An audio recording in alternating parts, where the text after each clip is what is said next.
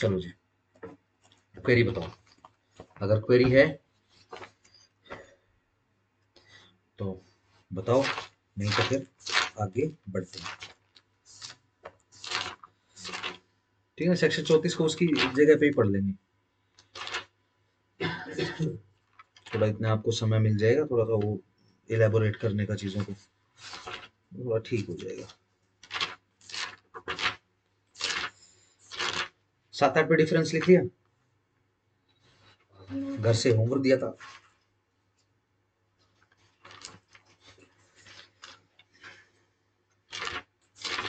नहीं लिखा?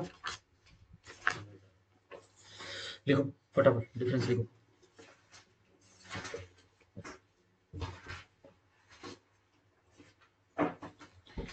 बेसिस आप लिख लोगे, ठीक है ना, उनके बारे में डिस्कस नहीं करूंगा मैं। ठीक है जी। पहले कॉलम में 7, सेक्शन 7, दूसरे में 8।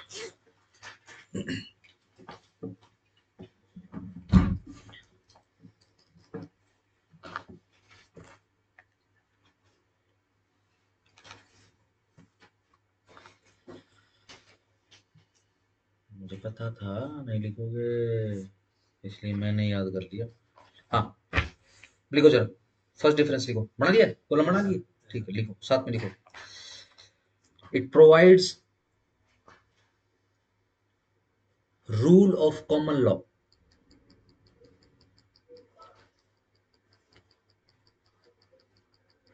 To recover movable property.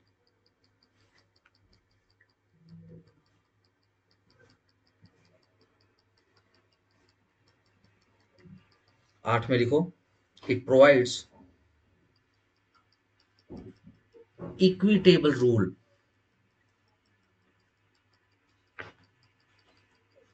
To recover movable property.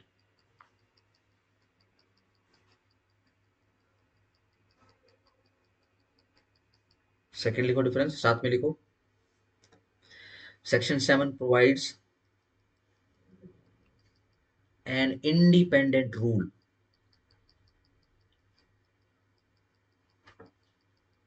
which is independent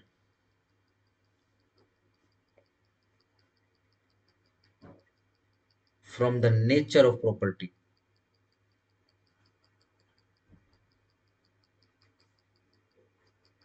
and relationship between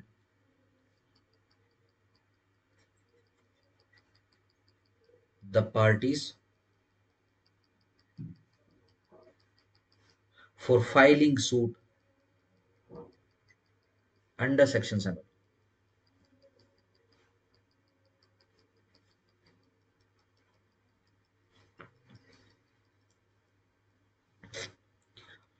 ठीक हो गया? ये समझ में आया? क्या लिखा है जरा कोई बताएगा? ये इस कॉलम में 7 में सेकंड में क्या लिखा है, या फिर 8 में क्या लिखना चाहिए? नहीं पढ़ रहे? लिखो, सेक्शन 8 में लिखो। Section 8 on the other hand depends upon specific nature of property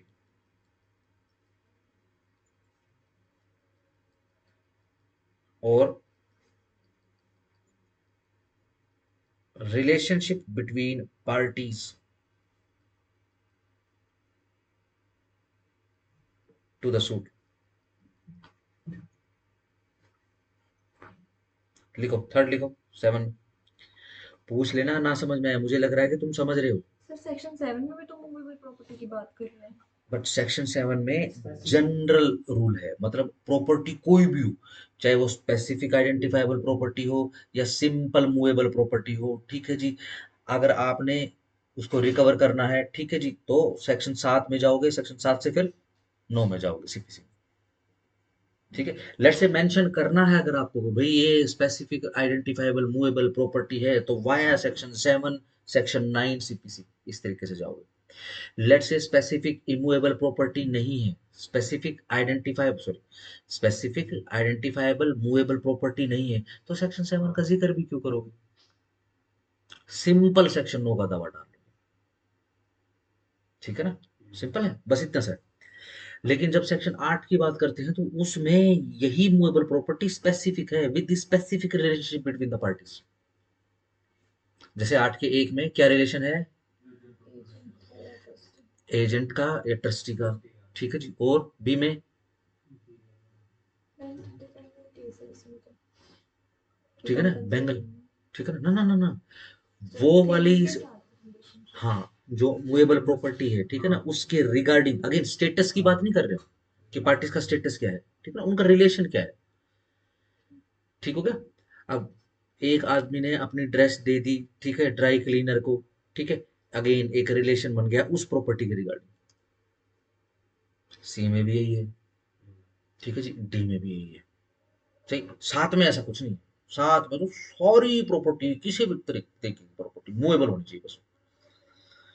चलो थर्ड लिखो, 7 में लिखो, अ suit under section 7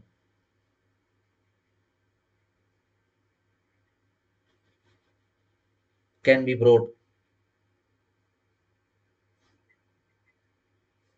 even against the owner of the property। ये सेकंड जो डिस्टिंक्शन है आपका उसी से ही निकला है पॉइंट। बताओ जरा 8 में क्या लिखना चाहिए? 7 में आपने लिखा है कि सेक्शन 7 का जो सूट है वो आप ओनर के अगेंस्ट में भी कर सकते हो। एट में और तो अगेंस्ट में होता है सर, मतलब बल्कि उसके अगेंस्ट होता है जो कि एंटाइटल होता है to the immediate position of that property. वो करता है जिसके फेवर में इमीडिएट पोजेशन का एंटाइटलमेंट है, वो करता है, ठीक है? वो जिसके अगेंस्ट में सूट किया वो।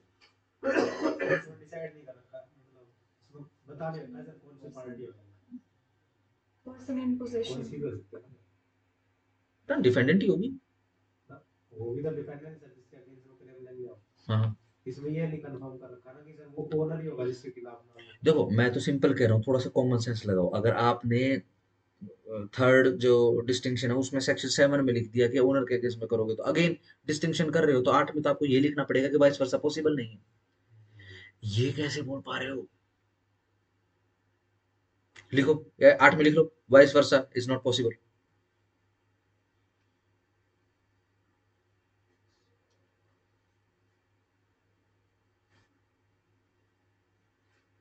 ठीक है, जो दिशा ने कहा वो ठीक है, लेकिन बहुत मेरे को बहुत इंटरप्रेट करना पड़ रहा है। मेरे को थोड़े से पके पकाए शब्द दे दो, एप्रोप्रिएट वाले।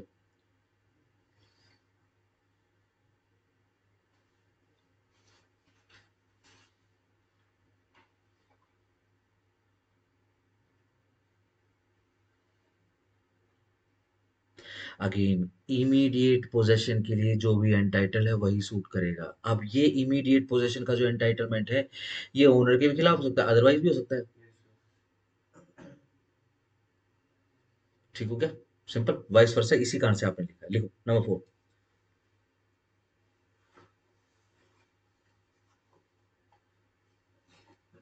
आया पॉइंट समझ में third?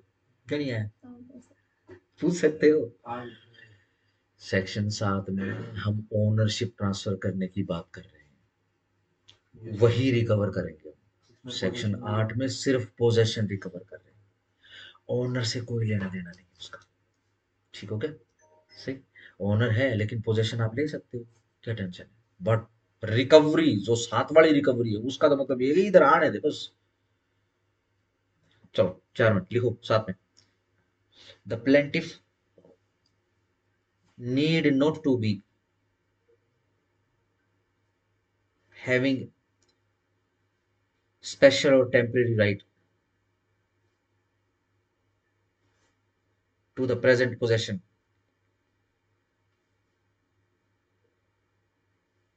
of the property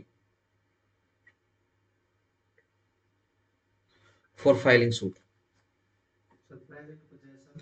present possession of the property for filing suit, सही बात है। लिखो 8 में, the defendant in a suit under section 8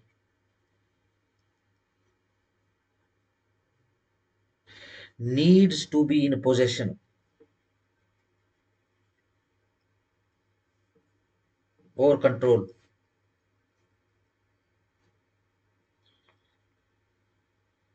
over movable property.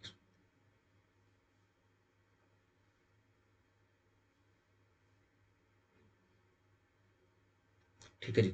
Fifth distinction लिखो। सर एक्सप्लेनेशन 2 में तो नहीं लिख रखा है कि specially temporary right to the present position of movable property is sufficient to support a suit under section 7। हाँ but जरूरत नहीं है ऐसी।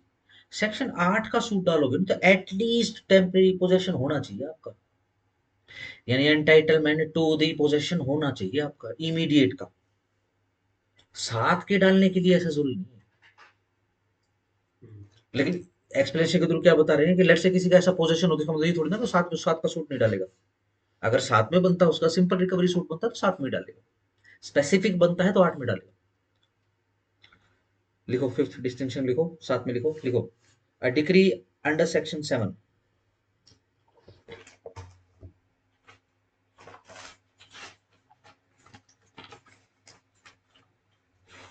is governed by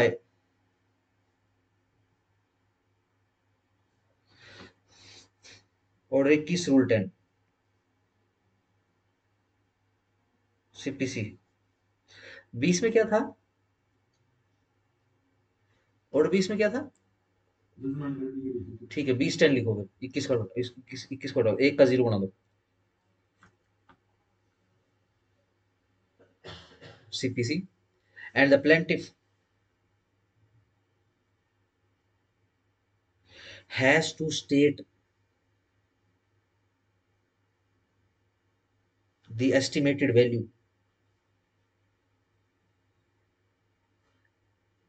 of property in the alternative।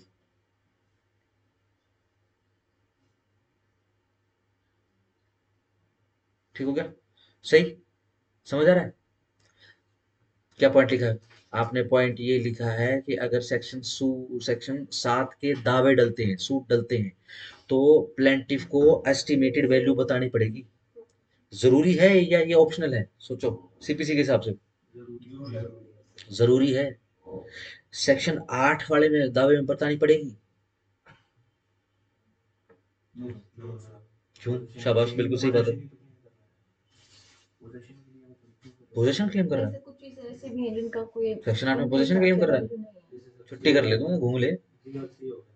ऐसे हो जाता है बिल्कुल बिल्कुल जैसे पढ़ा ही नहीं था। ये कंपनसेशन मांग रहा है बी में, डैमेजेस मांग रहा है सी में।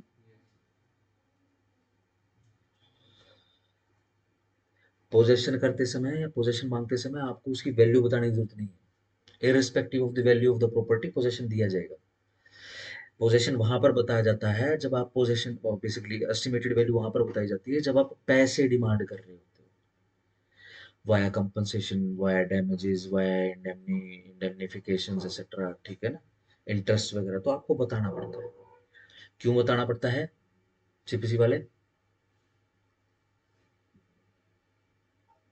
क्लेम है, सारे क्लेम होते हैं। प्लीडिंग्स का रूल है ये, ऑर्डर 6 में लिखा है। ऑर्डर 6 का 2 लास्ट में नहीं, 6 के 2 में लिखा है। आप फिगर बताओगे, ठीक है ना? सही। कल की वीडियो लगाई थी तूने, बाड़ा सा मारते रहता है तू। अरे मैं मजाक कर रहा हूँ, कभी भी सोचे एक आधी बात सीरियस बोलता हूँ बीच में, बाकी तो सारी बातें मजाक है। भाई जिसके बाल है वो तो हिलाएगा ही, सीधी सी बात है। हमारे यहाँ नहीं, अभी भी यूं कर रहा है।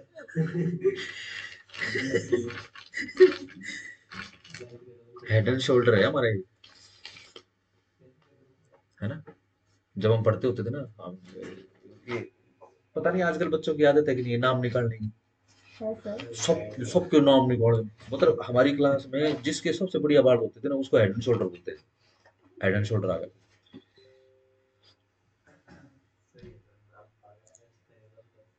सबके निकलेंगे फिर, ध्यान रखना। बचेगा कोई नहीं। और मेरे को मत इन्वॉल्व करो, नहीं तो तुम मेरा भी निकालोगे। मैं तुमको फिर निकाला हुआ पहले से है। कह रहे दिशा करवाई थी बाकी एक दिन। ये अपनी अपनी बता रहे हैं। बहुत शान है। मतलब दिशा का तो ना वो पपेट बनाया हुआ है ना, मतलब कोई भी बेचारी के कंधे पे पहले कमजोर कमजोर भी के कंधे पे बंदूक रख के चलाने लग जाते हो तुम्हें। मैं सब समझता हूँ। तो चलो ठीक है, कोई बात नहीं। हाँ, क्योंकि ये प्लीडिंग का रूल है। अगर आपको कंपनसेशन क्लेम करना है तो आपको बताना पड़ेगा कितना कंपनसेशन और इतना क्यों। ठीक हो गया। लेटर्स में भी बताओगे आप लिख के प्लीडिंग्स में, और फिगर्स में भी बताओगे।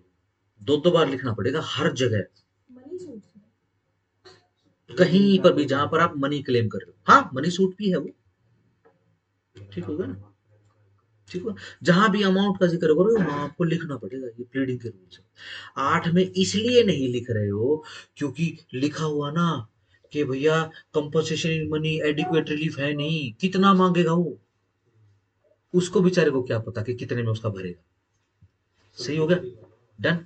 ऐसी सी में लिखा हुआ, उसको क्या पता कितना डैमेज हो गया, उसके तो बेचारे के सेंटीमेंट्स हर्ट हो गए हैं। सही। तो क्या लिखेगा वो नहीं लिखेगा। इसी कारण से सेक्शन 8 के दावे में यह लिखना जरूरी है। लिखो 8 में लिखो, a suit under section 8 dealt by only 4 circumstances mentioned under the provision itself.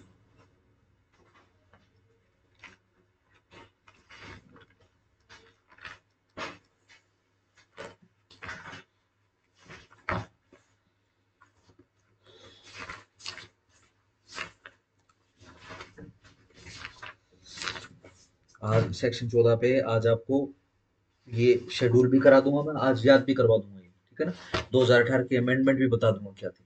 ठीक है, उसको प्रैक्टिकली भी देख लेंगे हम।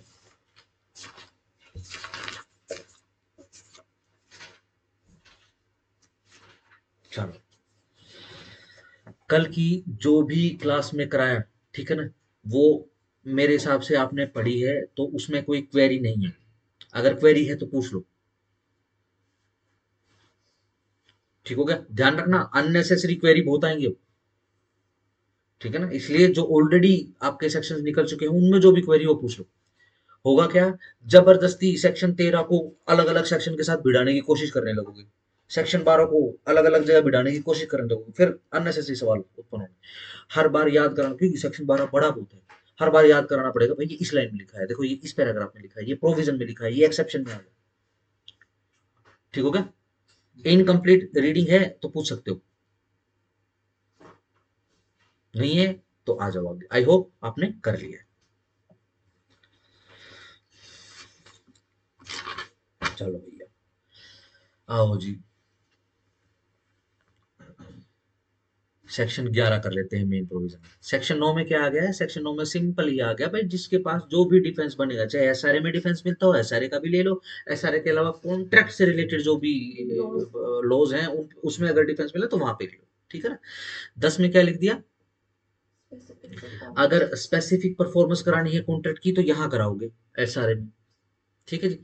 11 का दो ही पढ़ा है, ठीक है ना। 11 का मेन प्रोविजन पढ़ लेते हैं। 11 क्या कहता है, उन केसेस में जिसमें स्पेसिफिक परफॉर्मेंस करानी है कॉन्ट्रैक्ट्स की, और वो वाले कॉन्ट्रैक्ट्स की जो कनेक्टेड है किससे, ट्रस्ट से, वो एनफोर्सिएबल है। ठीक है ना। देखो सीधी सिंपल सी बात है, लेट से अगर किसी ट्रस्ट का निर्माण करना हो, ठीक है ना, तो वो निर्माण करने के लिए क्या कोई एग्रीमेंट, कोई कॉन्ट्रैक्ट बनाना पड़ेगा, एग्रीमेंट नहीं बोलता मैं, कॉन्ट्रैक्ट करना पड़ेगा। ठीक है, तो सारे ट्रस्ट रिलीजियस चैरिटेबल थोड़ी ना होते। ठीक हो गया। लेट से किसी भी ट्रस्ट के अंदर आप जैसे ही इमूवेबल प्रॉपर्टी डालोगे या एक सर्टेन अमाउंट से ज्यादा अमाउंट डालोगे, तो ध्यान रखना ये तो रजिस्टर भी कराना पड़ेगा। ठीक है ना। इंडियन रजिस्ट्रेशन एक्ट, अगर इमूवेबल प्रॉपर्टी आप एक नाम से दूसरे नाम पे चढ़ा रहे हो, ठीक होगा। ठीक है जी। तो मैंडेटरी है, सेक्शन 17 में आ गया, आपको कराना ही कराना पड़ेगा रजिस्ट्रेशन। ठीक है जी। सही। अब चाहे वो रिलीजियस ट्रस्ट हो, चाहे वो एक्स्ट्रा ऑर्डिनरी रिलीजियस ट्रस्ट हो, कुछ भी हो चाहे वो, ठीक है ना, अगर इमूवेबल प्रॉपर्टी इन्वॉल्व होगी तो स्टेट का हक नहीं मारोगे, वो तो कराना पड़ेगा। अब जब इतना काम करा ही रहे हो तो फिर रजिस्टर भी हो जाएगा, उसी समय रजिस्टर हो गया। भाई ये प्रॉपर्टी, मैं अपनी प्रॉपर्टी ऑफ होश में बिना किसी दबाव के ट्रस्ट के नाम लिख रहा हूँ, हो गया कॉन्ट्रैक्ट, ये रजिस्टर भी हो गया। यस, ठीक है ना। अब अगेन कॉन्ट्रैक्ट है, राइटिंग में है, रजिस्टर्ड है, ठीक है जी, और स्पेसिफिकली एनफोर्स कराना तो ये भी हो जाएगा। क्या क्या कौन कह रहा है, सेक्शन 11 कह रहा है except as otherwise provided in this act, इस एक्ट में जो प्रोवाइड कराया गया उसको छोड़कर, ठीक है ना। Specific performance of a contract, जो स्पेसिफिक परफॉर्मेंस है किसकी, कॉन्ट्रैक्ट की, शेल अंडरलाइन कर लेना, शेल बी एनफोर्स्ड, एनफोर्स हो जाएगी when the act agreed to be done in the performance wholly or partly of a trust, चाहे वो सारी की सारी परफॉर्मेंस ट्रस्ट से जुड़ी हो या फिर पार्शली उस ट्रस्ट से जुड़ी हो। अगर कॉन्ट्रैक्ट है तो भाई स्पेसिफिकली एनफोर्स हो जाएगा, सीधी सिंपल सी बात है, सिंपल सा रूल है। देखो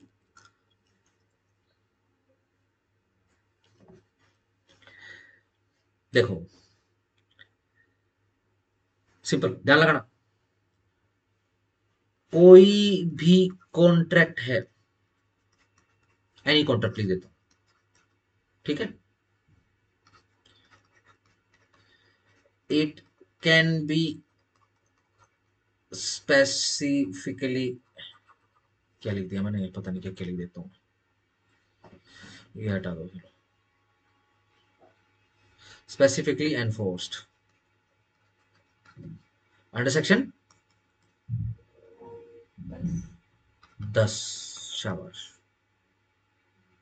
है ना, डन।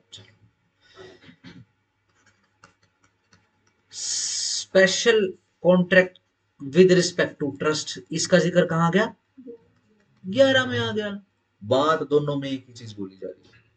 फिर क्या बोल दिया, except otherwise provided by this act only, यही एक्ट बताएगा कि कौन से वाले कॉन्ट्रैक्ट जो ट्रस्ट से जुड़े हुए हैं जिनकी स्पेसिफिक परफॉर्मेंस नहीं होगी।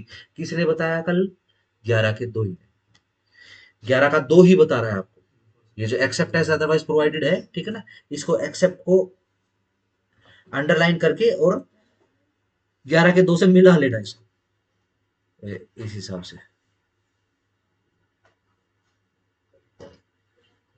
अगर ये चल गया तो, अगर इसने नहीं मिला, ये लो जी,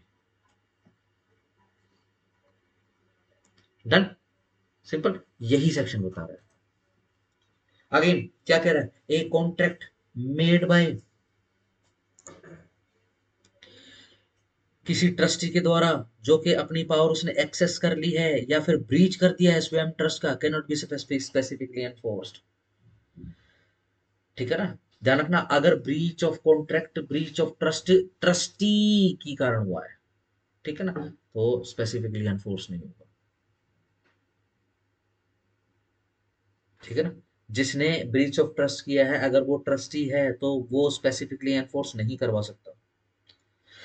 ट्रस्ट है, ट्रस्ट के साथ में ब्रीच ऑफ ट्रस्ट हो गया, किसने कर दिया, ट्रस्टी ने कर दिया, ट्रस्ट कर रहा है आप केस, भाई ये काम करके दे हमको, कर देगा, यस, बिल्कुल हो जाएगा, है ना। इसकी लैंग्वेज को वाइस वर्सा कर रहा हूँ मैं बस, और कुछ नहीं कर रहा, सही, बिल्कुल ठीक है, बहुत जनरल प्रोविजन था। आओ आज के मेन धंधे पे आ जाते हैं, बड़े ध्यान से पढ़ना इसको, ठीक है ना, और अपनी रैम और रोम दोनों आज इकट्ठी कर लो, ठीक है ना, क्योंकि बहुत लंबा प्रोविजन है। ऐसा नहीं होना चाहिए कि पहली लाइन भूल जाओगे, इसमें क्या है, पीछे का जो भूल जाएगा वो आगे कनेक्ट ही नहीं कर पाएगा। याद करना थोड़ा बड़े लेवल पे, मतलब काफी सारी चीजें याद करनी पड़ेगी और फिर आगे बढ़ना पड़ेगा, फिर एक लाइन और जोड़नी पड़ेगी, फिर एक लाइन और, फिर एक लाइन और, फिर एक लाइन, यहाँ सवाल आ गया, फिर वो दूसरी लाइन में वापस जाना पड़ेगा, ठीक हो गया, सही, सही, चलो। Specific performance of A part of a contract, देखो ये किस चीज की बात कर रहा है, मैं एक बार क्वेश्चनराइज कर देता हूँ आपके माइंड में। देखो जी, ए और बी के बीच में कोई कॉन्ट्रैक्ट हो गया है, क्या हो गया है, ए एक बड़ा ही जमींदार है, ठीक है जी, इसके पास 100 एकड़ का क्यार है, ठीक है, इसने ये बेचना बोल दिया किसको, बी को, बी ने खरीदना बोल दिया है, ठीक हो गया, चलो जी,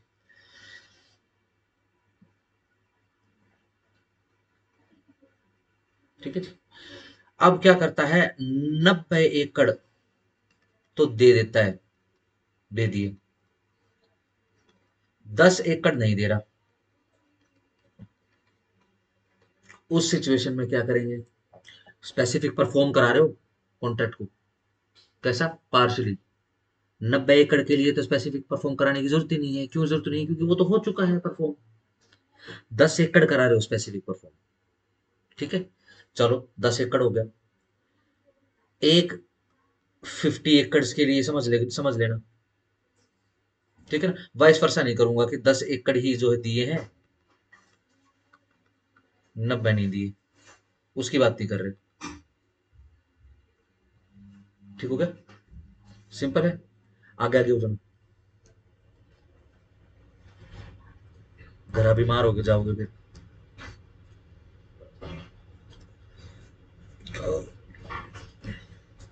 आओ जी, आप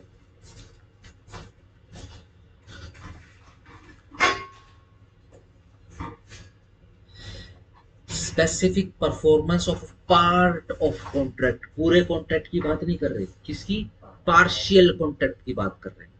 ठीक हो गया, सही। Except as otherwise hereinafter provided, जो इसके बाद जो प्रोवाइड कराया जाएगा ना उसको छोड़कर। इन दिस सेक्शन, इस सेक्शन के अंदर the court shall not direct, court shall not direct, underline करो, नोट को बॉक्स करो, कोर्ट डायरेक्ट नहीं करेगी क्या, specific performance of A part of a contract. What is the general rule, court shall not direct specific performance of A part of a contract. ठीक है ना सब, ये बात हो गया।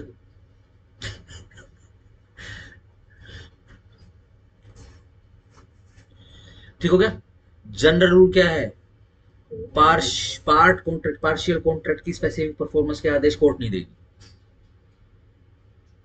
सिंपल है, बहुत सिंपल है। बट क्या बोल दिया, here in after provided by this section only.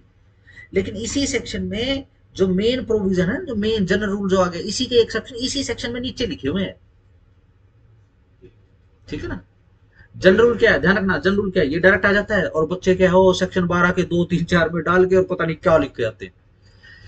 The general rule, part performance of a contract shall not be enforced by the court. Simple. ठीक है भाई, 100 एकड़ का था भाई, 50 एकड़ करे हैं, ठीक है ना, 50 एकड़ तो छोड़ दे फिर, जरूरी है क्या, तू उतने के पैसे दे जितने तुझे मिल रहे हैं, तू बाकी पैसे मत दे, खत्म बात, है ना, कितना इजी है। ठीक है ना, लेट से 1 करोड़ का 1 किला है, तो तू 100 करोड़ क्यों दे रहा है उसको, 50 50 करोड़ दे, काम खत्म, सिंपल, डन। कोर्ट नहीं घुसेगी इन चीजों के अंदर। लेकिन except as otherwise hereinafter provided in this section, जो इसी सेक्शन के अंदर हेयर इन आफ्टर उसके बाद जो प्रोवाइड कराया गया है, देखो जरा नंबर 2, जहां पर नंबर 2, पार्टी किसी कॉन्ट्रैक्ट से की इज अनेबल टू परफॉर्म, क्या है, unable to perform the whole of his part, अपनी तरफ से सारा पार्ट वो पूरा नहीं कर पाता है, कर सकता है, but the part which must be left unperformed be a only small proportion. पर सरकमस्टांस क्या है कि जो पार्ट अनपरफॉर्म्ड रहा है वो स्मॉल पोर्शन है, यानी 100 में से 90 तो दे दी है, 10 रह गए हैं, किस चीज का, स्मॉल प्रोपोर्शन है, to the whole in value and admits, underline करो इन वैल्यू और बॉक्स कर लो in value, and admits of compensation, and के ऊपर प्लस लगाओ, और एडमिट कर लिया क्या, कंपनसेशन, कोई बात नहीं भाई, कंपनसेट कर दो। ठीक हो गया ना, किसमें, मनी में, डन। चलो, द कोर्ट में अगर ये मूवेबल प्रॉपर्टी की बात कर रहे हो तो सीधा सेक्शन 8 के प्रव्यू से बाहर निकल गया है ना, सिंपल हो चुका है। द कोर्ट में at the suit of either party, कोई भी पार्टी सूट डाले, अंडरलाइन करो, suit of either party, box कर लो इसको। ये भी क्वेश्चन आ जाता है कि 12 के 2 में क्या बोलते हैं, जो रॉन्ग डूअर है या फिर जो ब्रीचर है वो प्लेंटिफ हो सकता है, यस हो सकता है। Direct the specific performance of so much of the contract, क्या कर देगी कोर्ट, डायरेक्ट कर देगी क्या, specific performance of such so much of contract, उस कॉन्ट्रैक्ट की सिर्फ उतनी ही, एज कैन बी परफॉर्म, जितना वो परफॉर्म हो सकता है, एंड अवॉर्ड कंपनसेशन, और एंड पे प्लस लगाओ, और अवॉर्ड कंपनसेट कर देगी किसमें, मनी में, फॉर डिफिशियंसी बचे हुए पार्ट ऑफ परफॉर्मेंस के लिए। सूट क्या आ गया? सूट आ गया जी 100 एकड़ का कॉन्ट्रैक्ट हुआ था, ठीक है जी, और जो है ये परफॉर्म नहीं कर रहा है, ठीक है ना? सही। तो कोर्ट बोलेगी हाँ भाई बताओ कितने परफॉर्म कर सकते हो आप, डिफेंडेंट से पूछेगी। जी मैं 90 दे सकता हूँ। ठीक हो गया? भाई 10 क्यों नहीं दे सकते? जी वे नदी में बह गए। कुछ भी हो सकता है ना? जब कोर्ट इस नतीजे पर पहुंच जाए क्या कि ये परफॉर्म नहीं हो सकता, अगर परफॉर्म हो सकते तो कोर्ट परफॉर्म करा के दे देगी, ठीक है ना? अगर ये परफॉर्म नहीं हो सकते हैं तो कोर्ट के ऊपर दूसरी जिम्मेदारी आ जाएगी, क्या? कोर्ट अब पूछेगी प्लेंटिफ से, हाँ जी लेट्स से प्लेंटिफ ये बैठो, हाँ भाई अगर आपको मनी में कंपनसेट कर दिया जाए तो कोई टेंशन तो नहीं? नहीं। ध्यान रखना, मनी में कंपनसेट देने का, कंपनसेशन मतलब देने का मतलब क्या है? लेट्स से आपने 100 करोड़ रुपया उसको दे दिया, तो 10 करोड़ रुपए आपको वापस मिलेंगे। समझ रहे हो ना? क्या मिलेगा उसको? 10 करोड़, ये तो वापस मिलेंगे ही मिलेंगे, ठीक है ना? कंपनसेशन इन मनी, इन 10 एकड़ के बराबर का, ठीक है ना? भाई 1 करोड़ और छोड़ दे, 100 करोड़ देके आपको 11 करोड़ वापस मिल जाएंगे। बढ़िया है, ठीक है ना? सिंपल है। सही। अगर ऐसी बात है और प्लेंटिफ ने एडमिट भी कर लिया है क्या कि कंपनसेशन मनी मुझे मिल जाएगा, तो कोई टेंशन नहीं है, ठीक है ना? तो कोर्ट क्यों खाम कई इतनी गहराइयों में घुसेगी? फटाफट फटाफट से जितना स्पेसिफिक परफॉर्म हो सकता है उतना परफॉर्म करा देगी। हाँ फिर ऐसा करो जी, आप 90 एकड़ पकड़ लो, ठीक है जी, 90 एकड़ का पोजेशन दे दो जी आप, ठीक है जी, और 10 करोड़ वापस दोगे और कंपनसेशन मनी दोगे। 1 करोड़ में मेरे हिसाब से आपका नुकसान, हाँ चलो कोई बात नहीं जी कर लूंगा मैं, चलो कोई बात नहीं मैं कर लूंगा शांति, हम तो आपकी मदद के लिए बैठे जज साहब, अंदर अंदर लड्डू फूट रहे हैं, ठीक है ना? ठीक है ना जी? और 1 करोड़ यानी आप 11 करोड़ वापस दोगे, ठीक है जी? 90 एकड़ प्लस 11 करोड़, ठीक हो गया? सिंपल। बढ़िया है, काम खत्म हो गया। आओ, क्या हुआ? Partial performance of a contract जितना पॉसिबल हो सका उतना हो गया, बाकी के लिए कंपनसेशन मनी आ गया। क्यों आ गया? क्योंकि एडमिट कर लिया। देखो, पहले सेक्शन 8 के परव्यू से बाहर निकला, अगर ये मूवेबल प्रॉपर्टी की बात करोगे तो। सही। क्यों? ऊपर जनरल रूल क्या लिखा हुआ है कि partial performance of the contract के लिए स्पेसिफिक इन्फॉर्मेशन नहीं आएगी, और निकाल दिया सेक्शन 8 के प्रभु से बाहर। सेक्शन 7 में क्या स्पेसिफिक परफॉर्मेंस है क्या? नहीं, जनरल परफॉर्मेंस है वो। नंबर 3, बड़े ध्यान से पढ़ना। जहां पर एक पार्टी कॉन्ट्रैक्ट की अनेबल है परफॉर्म करने के लिए, सारा का सारा of his part of it and part which must be left unperformed is either. अब दूसरी सिचुएशन आ गई है कि एक पार्टी अनेबल हो गई है परफॉर्म करने में, सारा का सारा पार्ट उसकी तरफ से, और जो पार्ट लेफ्ट अनपरफॉर्म्ड है वो कितना है? A forms a considerable part of the whole, considerable part है जो बाकी बचा हुआ कॉन्ट्रैक्ट है उसका। दो, admitting of compensation in money, यद्यपि एडमिट कर दिया है क्या? कंपनसेशन किसमें? मनी में। और या फिर वो part does not admit for compensation money, यानी वो कंसिडरेबल पार्ट तो है बट इसमें दूसरे पार्ट में क्या हुआ? कंपनसेशन मनी एडमिट नहीं हुआ है। तो अब इस सिचुएशन में कोर्ट क्या करेगी? ऊपर तो क्या था? पार्ट था, ठीक है जी, लेफ्ट अनपरफॉर्म था, कंपनसेशन मनी एडमिट हो गया था, कोर्ट ने फटाफट फटाफट क्या किया? जितना परफॉर्म हो सकता है वो परफॉर्म करा लिया, बाकी के लिए कंपनसेशन इन मनी पे करवा लिया, ठीक है जी। दूसरे सिचुएशन में क्या कह रहे हैं कि कंसिडरेबल पार्ट है जो अनपरफॉर्म्ड है, छोटा पार्ट नहीं हो, कंसिडरेबल है, ठीक हो गया? लेट्स से 1/3 पार्ट रह गया अनपरफॉर्म्ड, 40 किले तो रहे हुए हैं या फिर 30 किले तो रहते हैं, ठीक हो गया? एक सिचुएशन कि कंपनसेशन मनी एडमिट है, दूसरी सिचुएशन कंपनसेशन मनी एडमिट नहीं है। तो अब दोनों सिचुएशन में कोर्ट क्या करेगी? आओ, वन, सॉरी सॉरी ऊपर तो पढ़ा ही नहीं है। He is not entitle to obtain a degree for specific performance, ही बॉक्स करो। दो में तो बोल दिया इधर party can file a suit, ठीक है जी। 3 में क्या बोल दिया? He is not entitle to obtain a degree, एक बंदे को मना कर दिया है। पार्टी टू द कॉन्ट्रैक्ट नहीं, ध्यान रखना, ये पार्टी टू द सूट की बात नहीं कर रहे हैं, प्लेंटिफ और डिफेंडेंट की बात नहीं कर रहे हैं। दो में तो बोल दिया पार्टी 1 या पार्टी 2 किसी भी कॉन्ट्रैक्ट की वो सूट डाल सकती है। 12 के 3 में आप चेक करके बताओगे पार्टी नंबर 1 को उस पार्टी नंबर 1 का राइट लिया है या पार्टी नंबर 2 का राइट लिया है, ठीक है ना। He is not entitle to obtain a degree for specific performance, वह एंटाइटल नहीं है, यानी वो सूट नहीं डालेगा। He shall never be a plaintiff but the court में, परंतु कोर्ट जो है में at the suit of the other party, अगर दूसरी पार्टी ने सूट कर दिया है तो डायरेक्ट कर देगी पार्टी इन डिफॉल्ट, जो पार्टी ने डिफॉल्ट किया है परफॉर्म करने से किस चीज का, स्पेसिफिकली उतना, so much of his part, उतना part of the contract as he can perform, जितना वो परफॉर्म कर सकता है। इफ द अदर पार्टी, यदि दूसरी पार्टी ने, in case falling under clause 1 clause A, अगर केस किस में फॉल कर रहा है, ए के अंदर फॉल कर रहा है। ए के अंदर क्या है, considerable part plus admission in money, admission of compensation in money, done. Pays or has paid the agreed consideration, ठीक है ना।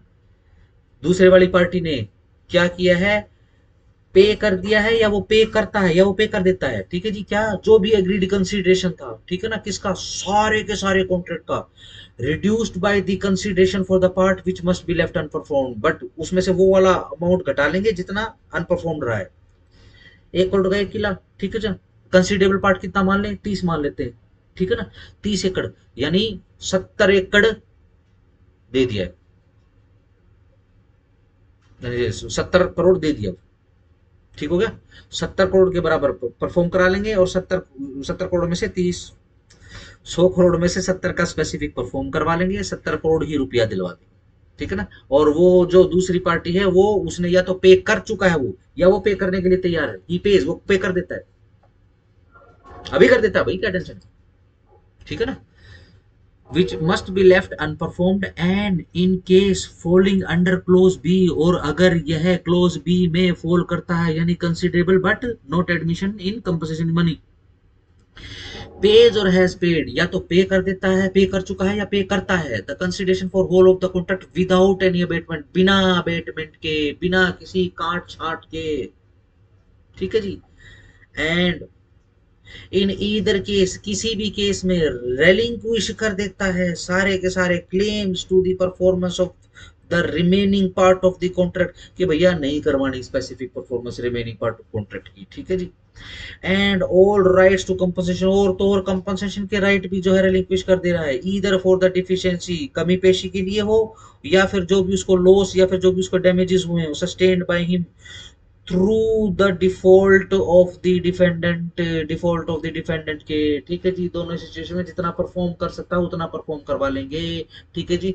और वो वाला पैसा जो अगर लेट से पे ज्यादा हो गया तो उसमें से रिड्यूस करवा देंगे, बस ये परफॉर्मेंस हो,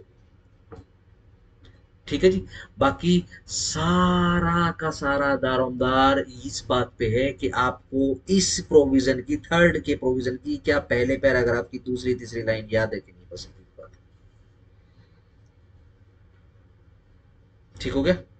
आओ जरा एक एक लाइन को पकड़ के मैं, ठीक है ना, आगे डायग्राम बना देता। देखो, ये तो 12-2 में फॉल हो गया, इसका तो कोई टेंशन ही नहीं, चेक, सही। चलो 12 के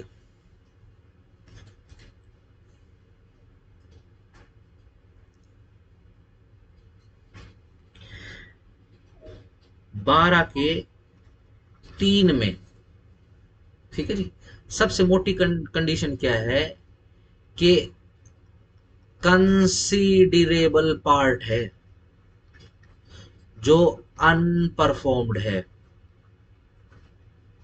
ठीक है। बेरेट अपने हाथ में रखना, आप पढ़ोगे, मैं यहां पे डायग्राम खींचूंगा, ठीक हो गया, सही, ठीक है जी। और वो जो भी पार्ट है कैसा है, कंसिडरेबल पार्ट है, और दो सिचुएशन है, एक वो जहां पर कंपनसेशन इन मनी एडमिट कर रहा है ना, एडमिट की जगह टिक्का लगा रहा हूं, और दूसरा वो सरकमस्टांस है जहां पर compensation, CIM, compensation in money, ठीक है ना, एडमिट नहीं कर रहा है, ठीक हो गया। चलो जी, नीचे क्या लिख दिया, he is not entitle to obtain a degree for specific performance, एक बंदा ही, यानी दो पार्टी हो गई, देखो ये कॉन्ट्रैक्ट है हमारा, इसमें दो पार्टी हो गई, पार्टी वन, पार्टी टू। ठीक है, ध्यान रखो ऐसा कुछ नहीं होता है कि वो प्रॉपर्टी बेचने वाला ही पार्टी वन होता है, प्रॉपर्टी खरीदने वाला ही पार्टी वन हो सकता है। ठीक हो गया, तो इसमें नहीं करना, यहां पर तो सिर्फ जिसकी तरफ से लेफ्ट अनपरफॉर्म्ड है, यानी जो डिफॉल्ट पे है बंदा, ठीक है ना, उसको यह सेक्शन मना कर रहा है कि भाई तू प्लेंटिफ नहीं बनेगा। ठीक है ना, तुम्हारी इच्छा है पार्टी नंबर वन को मानना है, टू को मानना है। ठीक है ना, कॉन्ट्रैक्ट के अंदर प्लेंटिफ डिफेंडेंट मत सोचना, पार्टी वन, ठीक है ना, अव्वल पार्टी, ठीक है ना, दोयम पार्टी, बस ऐसे ही होता है।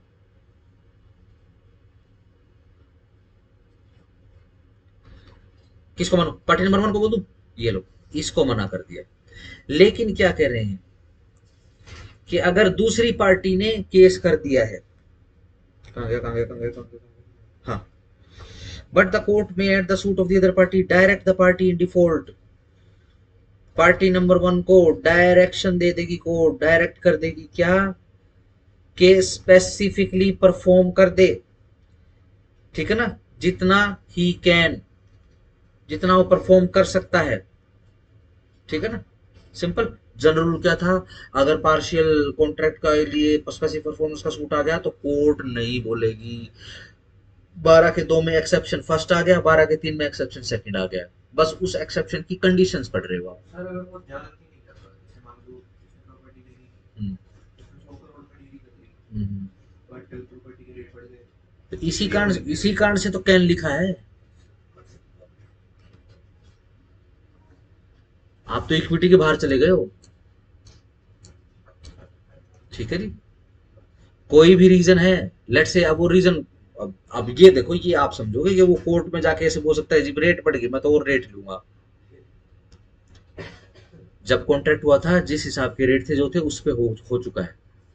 ठीक है ना, equity, must do equity with clean hands. ठीक है जी, दोनों में ही ये, ठीक है ना, बट इसको मना कर दिया है, ये स्पेसिफिक परफॉर्मेंस नहीं करा रहा, ये तो करा ही नहीं सकता। कौन करा रहा है, ऑपोजिट पार्टी करा रही है, ऑपोजिट पार्टी ने केस डाला है। कोर्ट पूछेगी कितनी परफॉर्म कर सकता है, जी मैं तो 50 ही दे सकता हूँ भाई, 50 बाकी बचे क्यों नहीं दे सकता, रेट बढ़ गया, अच्छा रेट बढ़ कर, जितना वो स्पेसिफिक परफॉर्म कर सकता, उसका ऑप्शन नहीं ले रहे हैं, इच्छा नहीं पूछ रहे हैं उसकी, कोर्ट गए जितना कर सकता है उतना कर। ठीक हो गया, चलो जी, दो आ गई, कंपनसेशन मनी आ गया। चलो जी, अगर यह केस ए के अंदर फॉल होता है, ठीक है जी, और पार्टी टू ने हैज पेड या पे, सिंपल पे कर दो, पेड और पे कर देते हो, ठीक है ना, ठीक है जी, consideration for whole of the contract, ठीक है ना, माइनस रिड्यूस्ड अनपरफॉर्म्ड कॉन्ट्रैक्ट, ठीक है ना, उसका प्राइस, ठीक है ना, वो घटा देंगे भैया, मस्ट बी लेफ्ट अनपरफॉर्म। ठीक है जी, अगर यह केस बी में फॉल करता है, ये तो हो गया ए, ये हो गया बी, बी कौन सा था जिसमें कंपनसेशन मनी नहीं एडमिटेड है। ठीक है जी, अगर वो, सीधी सिंपल सी बात है, पेड और पे कर देता है, सारा का सारा होल अमाउंट, कोई रिडक्शन नहीं,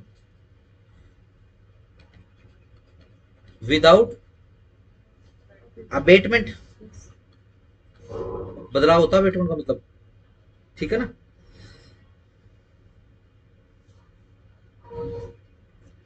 एंड, ठीक है जी, किसी भी केस में या फिर इसमें या फिर इसमें, यानी किसी भी केस में, ये एंड बीच में लिख देता हूं, ठीक है जी, रेलिंक्विश कर दिया है। ठीक है जी, क्या, परफॉर्मेंस किसकी, रिमेनिंग पार्ट की, प्लस क्या, कंपनसेशन भी रिलिंक्विश कर दिया है। ठीक है ना, कंपनसेशन किस किस चीज का, लॉस का या फिर डैमेजेस का,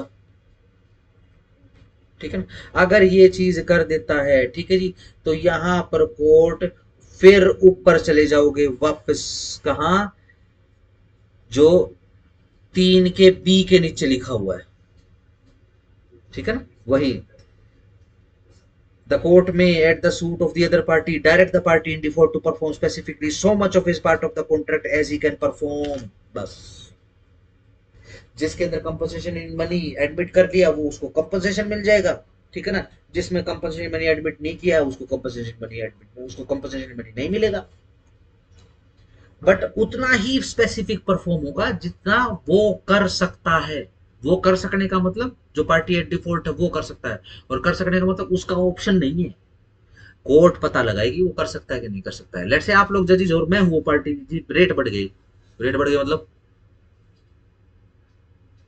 इक्विटी कोर्ट के सामने खड़े हो, ठीक है ना, और ये कहने का मतलब क्या होगा, लेट्स से अगर वो प्लेंटिफ होता तो केस उड़ गया होता इतनी इतनी देर में, ठीक है ना। बट वो कौन है, डिफेंडेंट है, तो उसमें तो भाई साहब तसल्ली की लगेगी अभी बात, ठीक हो गया, सिंपल है। ध्यान रखना कंपनसेशन के लिए नहीं है ये सेक्शन 12। कभी कोई ये बच्चों के माइंड में आएगा तो वो उसका तो नुकसान हो गया, कंपनसेशन मनी तो मिला नहीं। अगेन यह सेक्शन कंपनसेशन मनी के लिए नहीं है, कंपनसेशन दूसरे सेक्शन में मिल रहा है, ले लो। यह तो स्पेसिफिक परफॉर्म करा रहा है किस चीज को, considerable part of a contract को, जो रिमेन्ड अनपरफॉर्म्ड रह गया है या फिर लेफ्ट अनपरफॉर्म्ड है। सिंपल है चीज, सिंपल, डन, सही। एक बार दोबारा से रीड आउट कर दूंगा इस सेक्शन को वर्ड टू वर्ड, ठीक है ना। फिर बाहर निकलना कभी भी लाइफ में कोई भी आपको बाहर कोई बेरट बांचने वाला मिलेगा ना, उसके मजे लेने का सेक्शन नहीं है, ठीक है ना। उसको बोले मेरे तो समझ में नहीं आ रहा, ठीक है ना। अगर ये सेक्शन किसी ने पहले पढ़ा होगा ना तो आज उसको बहुत खुशी मिली होगी, ठीक है। ये कभी समझ नहीं आया, अच्छा बाय डिफॉल्ट कोई टीचर भी नहीं मिला, ये खुद ही समझ के करना पड़ा, वरना किसी से पूछो पता नहीं ये क्या लिखा, पता नहीं, चलो कोई बात, इसको रट लो। क्यों रट लो भाई, लिखा हुआ तो समझने के लिए तो लिखा हुआ है। ये पार्लियामेंट में पास भी तो हुआ होगा, इसके ऊपर बहस नहीं होगी, वो तो प्रकांड पंडित बैठे हुए हैं। किसी जूरिस्ट का कोई कमेंट नहीं होगा इसके ऊपर, अगर इसके अंदर कुछ ऐसी ऐसी चीज लिखी हुई है, वर्ड लिखे हुए हैं, कुछ भी नहीं है, कोई कमेंट नहीं है किसी भी जूरिस्ट का।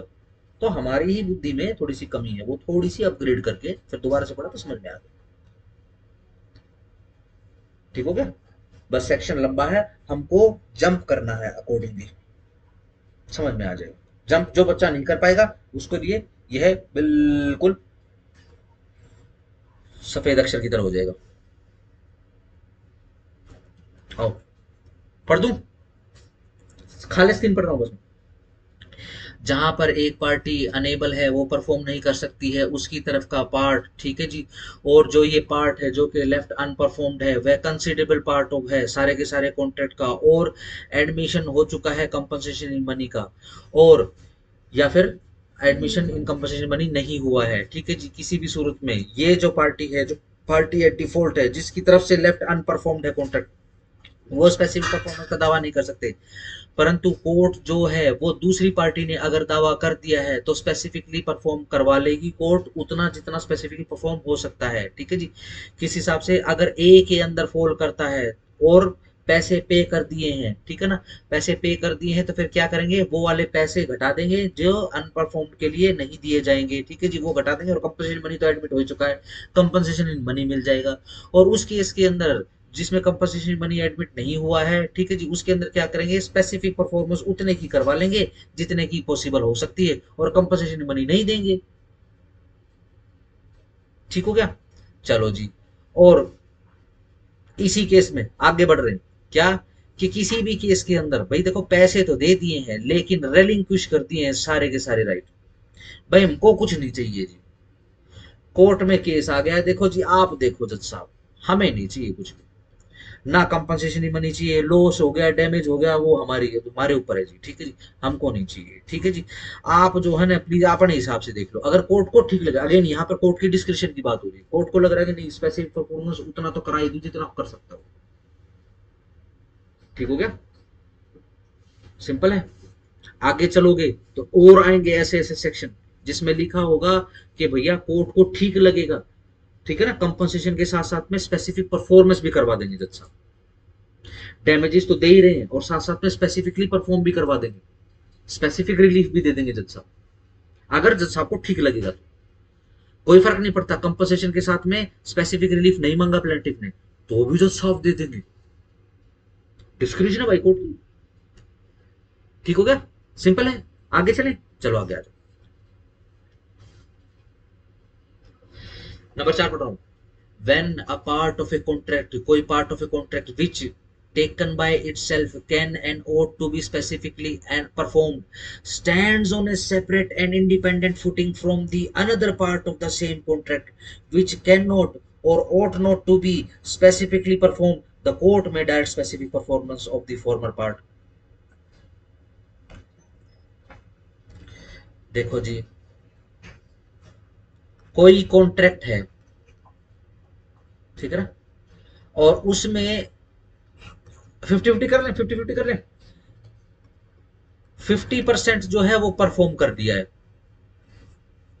50% जो है वो लेफ्ट अनपरफॉर्म्ड है।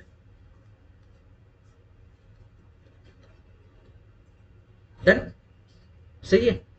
सेक्शन 12 का 4 सिर्फ इतना बोल रहा है कि ये जो पार्ट हुए ना, पार्ट बनाने पड़ेंगे ना कॉन्ट्रैक्ट में, ये पार्ट दोनों के दोनों पार्ट बिल्कुल डिफरेंट फुटिंग पर खड़े हैं, यानी ये पार्ट ऑफ द कॉन्ट्रैक्ट हुआ है नहीं हुआ है, इस part of the same contract के लिए कोई फर्क नहीं पड़ता।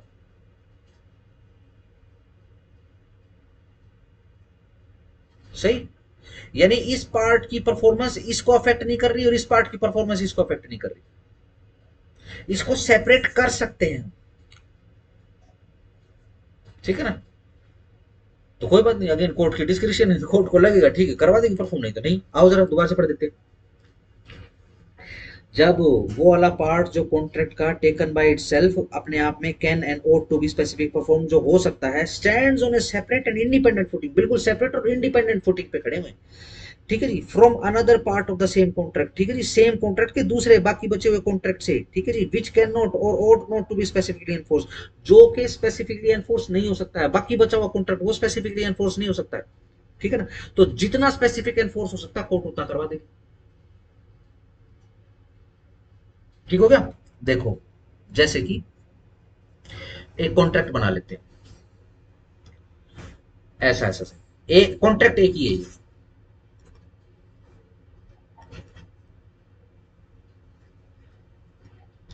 हुआ क्या, आपने मुझसे, ठीक है ना,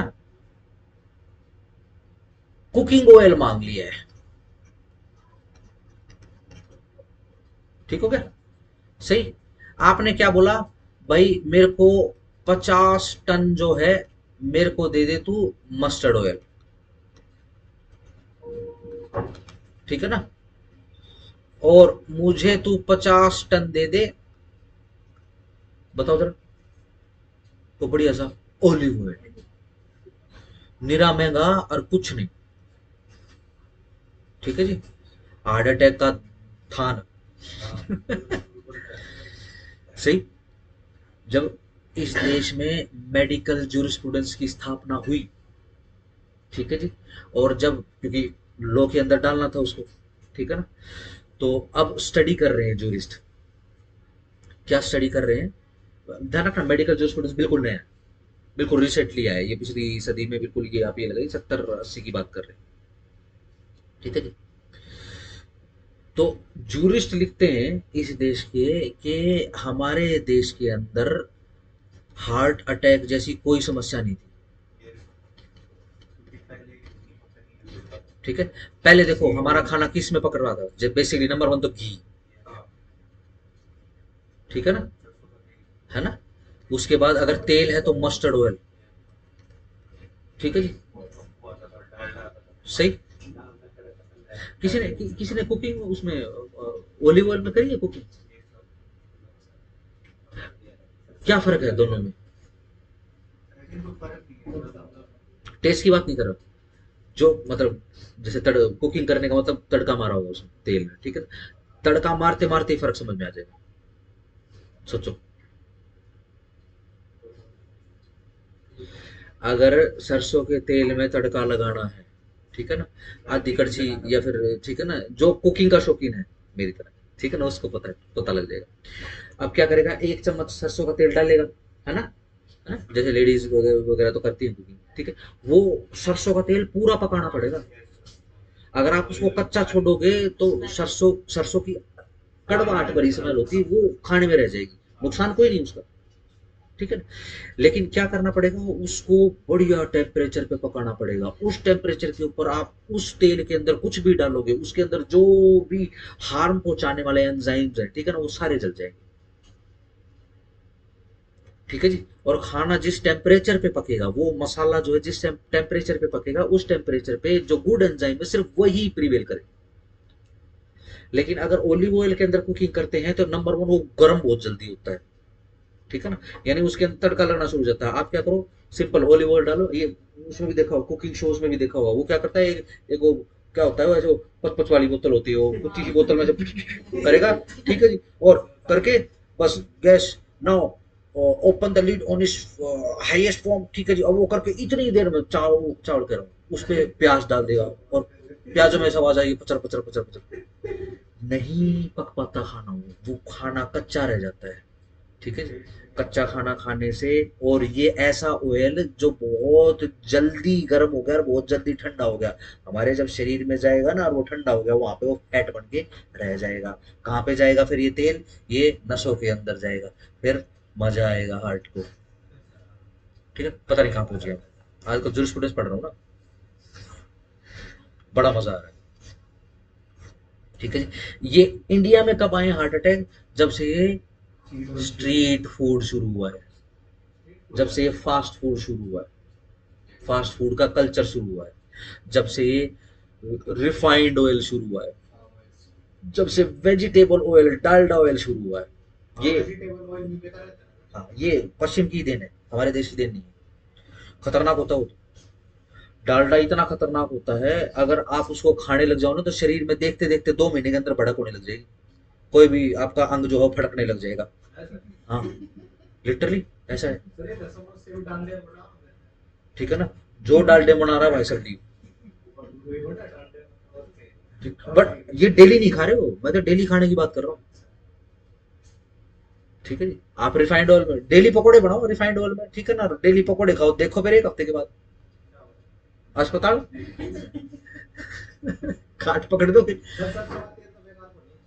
हाँ, सरसों का तेल बेकार नहीं उसमें आप, बट वो है ना, सरसों का तेल अलाउ नहीं करता कि जो जहाँ सरसों के तेल में भूनो आप पकोड़े, सरसों के तेल में समोसे भूनो, नहीं खाए जाएंगे, ठीक है ना, नहीं खाया जाएगा, ठीक है ना।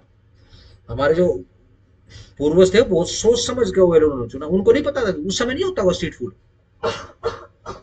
है ना, उस समय तो खतरनाक स्ट्रीट फूड होता होगा, ठीक है जी। सड़क के पीछे तो पकड़ा वो खरगोश, ठीक है जी, खोला, ठीक है जी, घुमाया उसमें स्लीक, ठीक है जी, और भून दिया, ले स्ट्रीट फूड बन गया। वही स्ट्रीट फूड क्या है, जो स्ट्रीट पे मिल रहा है उसी समय बन के तैयार हो गया, ठीक है। कितना नुकसान होगा, देखो हमारे पूर्वजों ने सोचा कि ऐसा ऑयल इंट्रोड्यूस करो कि जितना ही खाओ, ठीक है ना, और ऐसा ऑयल जिसमें अगर फास्ट फूड पकाओगे तो बिल्कुल टेस्ट नहीं देगा, खाना ही छोड़ दोगे। चलो छोड़ो, ये तो हो गया, ठीक है। चलो, 50 ton mustard oil, 50 ton olive oil, ठीक हो गया। अब हुआ क्या देखो भाई, 50 टन ऑलिव ऑयल की पूर्ति सप्लाई होगी, इस चीज का फर्क पड़ेगा जो 50 टन मस्टर्ड ऑयल आना है उसके ऊपर, सोचो।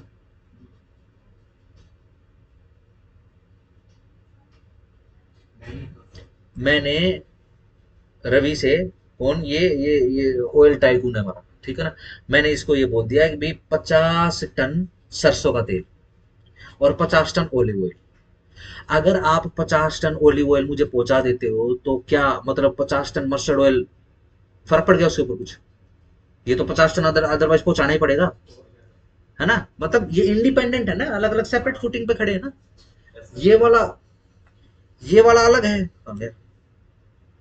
ये वाला अलग हो गया, कॉन्ट्रैक्ट एक ही है, लेकिन पार्ट ये वाला अलग हो गया इंडिपेंडेंट, ये वाला अलग हो गया इंडिपेंडेंट, ठीक है ना। इस कॉन्ट्रैक्ट में से जो 50 टन मस्टर्ड ऑयल है ये तो परफॉर्म हो सकता है, ठीक है ना। ये जो ओलिव ऑयल है ये परफॉर्म नहीं हो सकता, ठीक हो गया। इतने हाई है ये, एक तो ये महंगा बहुत है, ठीक है ना, ये ओलिव ऑयल। और इसमें भी इतने प्रकार हैं इसके अंदर, ठीक है ना। इसमें भी एक एक आता है वर्जिन ऑलिव ऑयल, वो और महंगा है। अगर कितने 300-400 रुपए किलो, हाँ लीटर। अगर ओलिव ऑयल है तो 945 रुपए लीटर है वर्जिन ऑलिव ऑयल।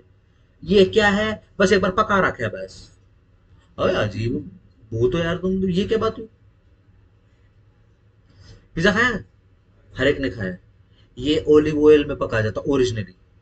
और ओलिव ऑयल जो होता है, जो वर्जिन ओलिव ऑयल होता है, उसके अंदर वो बस वो रोजमेरी और पता नहीं वो डाल देते हैं, और तेल के अंदर ही उस ब्रेड को, पिज्जा के ब्रेड को ऐसे डिप करके ऐसे खाते हैं। बीमार ना होंगे तो क्या होगा। फिर वो बेक नहीं होता। हैं? बेक हो, हाँ बेक होने के बाद, ठीक है ना। अब तेल इतना को पीवेगा, ठीक है जी, है ना, है ना, बीमार होगा ना। सही। मेरे को आज भी याद है, आज से तकरीबन 2012-13 की बात बता रहा हूँ। जो वेस्टर्न मार्केट थी, वेस्टर्न मार्केट जहां से ओलिव ऑयल आता है, उन्होंने एकदम सस्ता उतारा था। 30-30 रुपए की बोतलें मिलती थी ओलिव ऑयल की। बड़े ही सुंदर कलर, ग्रीन कलर का तेल होता है, बहुत प्यारा ग्रीन कलर होता है इसके अंदर, ठीक है ना।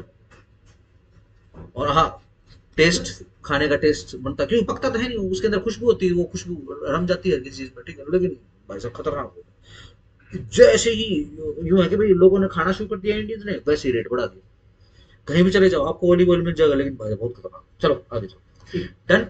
तो कोर्ट क्या करेगी, देखो। अब आप कोर्ट हो, ठीक है ना। अब रवि को कोर्ट बना देते हैं। ये समझ में आ गया, दोनों इंडिपेंडेंट फुटिंग पे। स्पेसिफिक परफॉर्म सिर्फ मस्टर्ड ऑयल का करवा सकते हो, ठीक है ना। ऑलिव ऑयल का नहीं करवा सकते। कोई भी रीजन हो सकता है कि भाई इस बार जो है इटली में ओले पड़ गए, भूकंप आ गया, या फिर इस साल जो है टिड्डे घूम गए फसल के ऊपर, ठीक है ना, वो ओलिव खा गए, ठीक है जी। बताओ क्या करोगे आप। जनरल रूल ये है कि part of the performance, partial performance of a contract को नहीं करवाएंगे। फिर नीचे इन आफ्टर एक्सेप्शन बोले हुए हैं। 2 में एक एक्सेप्शन आ गया, 3 में एक एक्सेप्शन आ गया, 4 में एक एक्सेप्शन, क्या करोगे बताओ।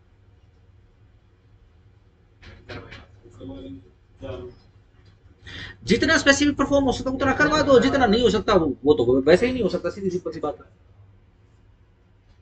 ठीक हो गया। अगेन हालांकि कोर्ट की डिस्क्रिप्शन है, लेकिन कोर्ट अभी भी एसआरए के थ्रू भी किसी भी पार्टी को इम्पॉसिबल करने के लिए नहीं बोल सकती।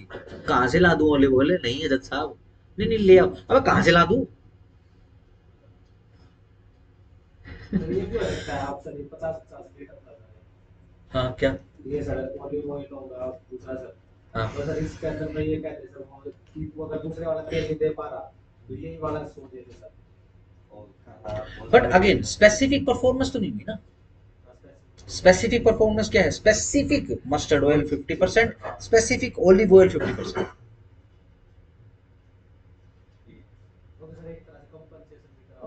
तो ना कंपनसेशन भी नहीं है, बट वो ध्यान रखना वो स्पेसिफिक परफॉर्मेंस नहीं है। There is nothing specificness in the performance, ठीक है। आपकी इच्छा है, अगर आपको ले भाई चलो भाई ठीक है, क्योंकि वही बात है, मस्टर्ड ऑयल के रेट में थोड़ी ना मिलेगा वो ओलिव ऑयल, उसके जो रेट है वो तो उतनी ही, ठीक हो गया। डन भाई, जितना हो सकता उतना करवा देगी कोर्ट, ठीक है जी। आगे आ जाओ, दोबारा से पढ़ोगे 4 एक्सप्लेनेशन पे आ जाओ। For the purposes of this section, a party to a contract shall be deemed to be unable to perform the whole of his part of it if a portion of its subject matter existing at the date of the contract has ceased to exist at the time of its performance। yes, सिर्फ explain कर रहे हैं क्या circumstances हो सकते हैं जब कहें कि भाई ये तो स्पेसिफिक परफॉर्मेंस हो ही नहीं सकता। क्या कि देखो जब कॉन्ट्रैक्ट हुआ ना, जब तो ये चीज एग्जिस्ट करती थी जिसके विषय में स्पेसिफिक कॉन्ट्रैक्ट हुआ। जब परफॉर्म करने का नंबर आया तो ये सीज टू एग्जिस्ट हो गई। एक आदमी रोड के सारे सारे जा रहा था, ठीक है जी। उसने देखा वाह कितनी बढ़िया टमाटर की फसल लगी हुई है, बढ़िया पौधे लग रहे हैं, बढ़िया, ठीक है ना, बहुत अच्छा टमाटर का फ्रूट दिखाई दे रहा है। ठीक है, क्या बोला कि भाई चल ठीक है, अगले महीने से डेली बेसिस पे मेरी गाड़ी आएगी, सवेरे सवेरे तेरे सारे फ्रूट ले जाएगी, तू अपना रेट बता दी दिन के हिसाब से, उस हिसाब से हम तुझे पैसे दे जाएंगे। ठीक है, हुआ क्या, अगले महीने तो छोड़ दो, अगले हफ्ते क्या हुआ, मौसम ने शिफ्ट कर दिया। ठीक है जी, सारे पौधे जल गए। ठीक है जी, सही। अब जो ये बोल रहा था कि अगले महीने से मेरी गाड़ी आएगी, वो जो है लेट्स से वो मैं हूँ, और मैं आपके किस पे, आपका हूँ, टमाटर का वो जो खेत है आपका है, ठीक है, मैं पहुंच गया कोर्ट में, बताओ। बोल नहीं सकता था। ठीक है ना, आप क्या कहोगे कि देखो जी ये तो अनेबल है, मैं तो कर ही नहीं सकता। जज पूछेगा भाई क्यों नहीं कर सकते, क्या कहोगे कि देखो जी जिस समय कॉन्ट्रैक्ट हुआ उस समय तो एग्जिस्ट करती थी ये चीज, लेकिन उसके बाद जी बारिश होगी, ओले पड़ गए, या व्हाट्सएवर, ठीक है ना, या टिड्डी आ गई, व्हाट्सएवर कुछ भी हो गया, या फिर चेपुआ घूम गया फसल के ऊपर तक, ठीक है जी, फसल होगी जी खराब। अब पॉसिबल नहीं है, सिर्फ एक्सप्लेन कर रहे हैं एक सरकमस्टांस को कि अनेबल किस चक्कर में हो सकता है, ये भी एक कारण है जिसमें अनेबिलिटी आ सकती है। सर इस केस में कंपनसेशन दिलवाए। कंपनसेशन अगर एडमिटेड है तो, अगर पेमेंट हो चुकी है तो, ठीक है ना, सिर्फ कंपनसेशन, कंपनसेशन पेमेंट नहीं दिलाओगे वापस, ठीक है ना, सिंपल, डन है। चलो जी आगे आ जाओ, सिंपल। सेक्शन 12 में सिर्फ और सिर्फ सबसे पहले 12 के एक में जनरल रूल के part of the performance, sorry part of the contract of, part performance of a contract, ठीक है जी, नहीं है, एनफोर्स नहीं होगी, ठीक है ना, 2 के अंदर एक्सेप्शन, 3 के अंदर एक्सेप्शन, 4 के अंदर एक्सेप्शन, ठीक है ना। एक्सप्लेनेशन सिर्फ एक्सप्लेन कर रही है सरकमस्टांस को कि अनेबिलिटी किस हिसाब से हो सकती है, ये भी अनेबिलिटी हो सकती है, ठीक हो गया। 13, rights of purchaser, underline purchaser और लेसी, अंडरलाइन लेसी और को सर्कल कर लेना, against person with no title, wow, किस बंदे के अगेंस्ट में, जिसके पास कोई टाइटल ना है, या जिसके पास टाइटल तो है बट वो इम्परफेक्ट टाइटल है। देखो जरा क्या बात हो रही है, स्पेसिफिक परफॉर्मेंस के सूट सही, ये लो जी, ए बी, 2 बंदे बना दिए, देखो जी ये एक जमीन का टुकड़ा है, ठीक हो गया, चलो टुकड़ा लगा लो, एक कट लगा लो अपने हिसाब से, जितने में आप थोड़ा सा इंपॉर्टेंस दे सको इस एग्जाम्पल को उतना लगा लेना। इसने, ए ने बी को दे दिया, 1 करोड़ बोल दूं, 1 करोड़, 1 करोड़ में बेच दिया है, या फिर 1 करोड़ की लीज हो गई है, ठीक हो गया। चलो देखो,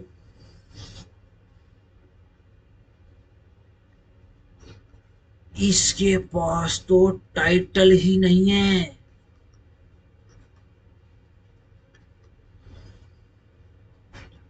और इसने ये खेत बेच दिया है,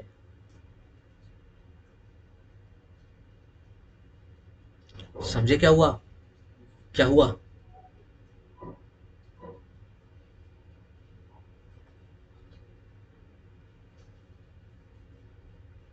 मैं ये बार पार्किंग की जमीन बेच दी, बताओ मैंने क्या किया, बिना टाइटल फ्रॉड हो गया, ठीक है ना। बट ये ध्यान में रखना हर जगह फ्रॉड नहीं कह पाएंगे, ठीक है ना, इसलिए सिर्फ और सिर्फ एक चीज याद रखो, क्या, क्या बिना टाइटल की चीज बेची जा सकती है, बिल्कुल नहीं, लेकिन ट्रांसफर टाइटल ही होगा। रूल क्या है, अगर मेरे पास परफेक्ट टाइटल है तो ही आपको परफेक्ट टाइटल ट्रांसफर कर पाऊंगा मैं, अगर मेरे पास इम्परफेक्ट टाइटल है तो इम्परफेक्ट टाइटल ही मैं आपकी तरफ पास ऑन कर पाऊंगा, और मेरे पास कोई टाइटल है ही नहीं तो ट्रांसफर कुछ हुआ ही नहीं। रजिस्टर कब्जा है। हाँ, मतलब वो मान लो फिर वही, फिर वही जा रहा है, ना ना ना ना ना, मैं कह रहा हूँ पहुंच चुके हो, मैंने वही चीज रिपीट करके आपको बता दी, टाइटल का मतलब कागज है ना, नहीं तो फिर कब्जा मतलब पोजेशन ट्रांसफर हो सकता है। यस, पोजेशन का भी टाइटल होता है, ठीक है ना। इसी कारण से कह रहा था, वहीं पहुंच गए। भूत बना दिया तुमने इसका। इतनी इतनी टफ चीज ना है, कुछ भी नहीं है, कुछ भी नहीं है। Section 5 and 6 is nothing, nothing. Bentham says natural law school is a nonsense, ठीक है जी। C, section 5 and 6 is a nonsense, कुछ भी नहीं है, ठीक है ना। एक सेट रूल है, उसको याद रखो, उसके बाद जो भी रेमिफिकेशन है उसको according allowed cancel, allowed cancel, ये करते हुए चलो बस। जो सेट रूल है वो नहीं बदलेगा, ठीक है ना। चलो मैं इसको हटा रहा हूं। हर जगह फ्रॉड नहीं कह सकते। क्यों नहीं कह सकते? देखो जी, ये एक क्यार है, इसमें 20 हैं, 30 हैं, 50 है, 60 किले कितने, ठीक है ना, ठीक है ना। और फैमिली क्या है, लेट से 60 एकड़ है। फैमिली क्या है, फादर, सन 1, सन 2, ठीक है। तीन के नीचे सन बना लो, सन डॉटर बना लो। ये माइनर है सारे के सारे, वाइफ, वाइफ, वाइफ, ठीक है, सही। इसका नाम है फिलहाल, रिकॉर्ड में इसके नाम पे है, कोपार्सनरी प्रॉपर्टी है, ठीक है।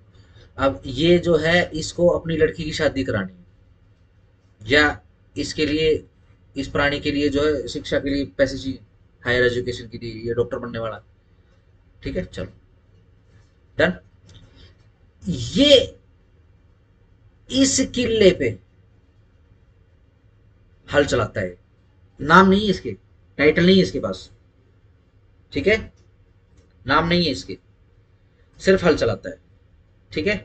इसने ये जो किला है ये मिस्टर बी को बेच दिया है, और ये जो है इसका नाम है ए, S2 का नाम है ए। डन। देखो, ए बी, ए ने 1 एकड़ बेच दिया है, ठीक है ना, परंतु इसके पास टाइटल नहीं है, सिर्फ क्या है, कब्जा, ठीक है ना। अगर एडवर्स पोजीशन की पूछनी है तो एडवर्स पोजीशन बोलोगे, अगर पोजीशन बोलोगे तो मैं सिर्फ पोजीशन सुनूंगा, एडवर्स पोजीशन नहीं सुनूंगा, ठीक है ना। मैं जो सुनूंगा मैं सिर्फ उसका जवाब दूंगा। अगर आपके मन में एडवर्स पोजीशन की क्वेरी है तो you have to ask with an expression while saying क्या, एडवर्स पोजीशन। डन। उसके लिए कुछ और कहूंगा। चलो चलो, सिस्टम हो गया। अब इस केस के अंदर हम फ्रॉड नहीं बोलेंगे, ठीक है ना। यहां पर फिर वही बात आ जाएगी, मेरे पास टाइटल है, मैं आपको दे पाऊंगा, अगर टाइटल नहीं है तो मैं पास ऑन कुछ नहीं कर पाऊंगा। इम्परफेक्ट यदि टाइटल है तो कोई बात नहीं, इम्परफेक्ट टाइटल आपके पास चला जाएगा। लेकिन ध्यान रखना, ये जो बी है ना, हम इसको बोनाफाइड परचेजर मान रहे हैं। बोनाफाइड परचेजर का मतलब, भाई बी को नहीं पता था क्या सिचुएशन है, क्या सिचुएशन, ठीक है ना। बी को तो लगा भाई मुख्य की जगह है, ठीक है ना, और ये बंदा कह रहा है मैं बेच दूंगा। हाँ भाई तेरे पास टाइटल वगैरह है, हाँ जी बिल्कुल मेरे पास ही टाइटल है, हमारी जमीन है, हमारी फैमिली प्रॉपर्टी है, ठीक है भैया दे दे। वहां से पता करवाया, ठीक है जी, हाँ उसके दादा का नाम निकला या फिर उसके पिताजी का नाम निकला, ठीक है जी, बेच दी उसने, क्या टेंशन। बोनाफाइड परचेजर है, ठीक हो गया। अब बोनाफाइड परचेजर है, अब अगेन पैसे तो पूरे चले गए, उतने में परफेक्ट टाइटल नहीं आया, तो क्या होगा, यह अपने टाइटल को परफेक्ट करवाने के लिए सूट डालेगा ए के ऊपर, ठीक हो गया, ठीक है ना। ये भी स्पेसिफिक परफॉर्मेंस के सूट्स के अंदर आता है। ले देके कॉन्ट्रैक्ट ही तो हुआ है, सही। क्वेश्चन अराइज हो गया माइंड में। अब इसी के रिगार्डिंग ध्यान रखना, सिर्फ दो ही चीजें, एक तो परचेजर है, दूसरा लेसी है। अब अगेन ए लेसर है फिर इसके अंदर, ठीक है ना, और बी लेसी है। ये सेलर है,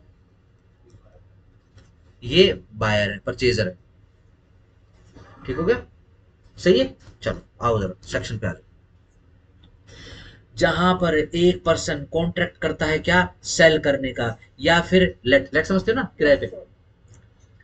certain immovable property, underline certain immovable property की बात हो रही है भैया। नो टाइटल और ओनली एन इम्परफेक्ट टाइटल, ठीक है जी। और उसके पास हैविंग क्या है, या तो कोई टाइटल ही नहीं है, या फिर उसके पास कोई इम्परफेक्ट टाइटल है। द परचेजर और लेसी, परचेजर या फिर lessee, subject to the other provision of this chapter, ठीक है ना, अकॉर्डिंगली जो भी प्रोविजन है इस चैप्टर के अंदर, इस चैप्टर की बात हो रही है, अंडरलाइन चैप्टर अंडरलाइन कर लेना। हैज द फॉलोइंग राइट्स, नेमली उसके पास भी स्पेसिफिक रिलीफ के केस डालने के राइट है। कौन कौन से स्पेसिफिक राइट्स है उसके पास, ए इफ द वेंडर, वेंडर क्या होता है, बेचने वाला। यस बेचने वाला, ठीक है ना, यस। जैसे रेडी नहीं लगाते, स्ट्रीट वेंडर्स बोलते हैं इनको। या फिर लेसर, समझ गए, एक ही बात हो रही है दोनों सिचुएशन में।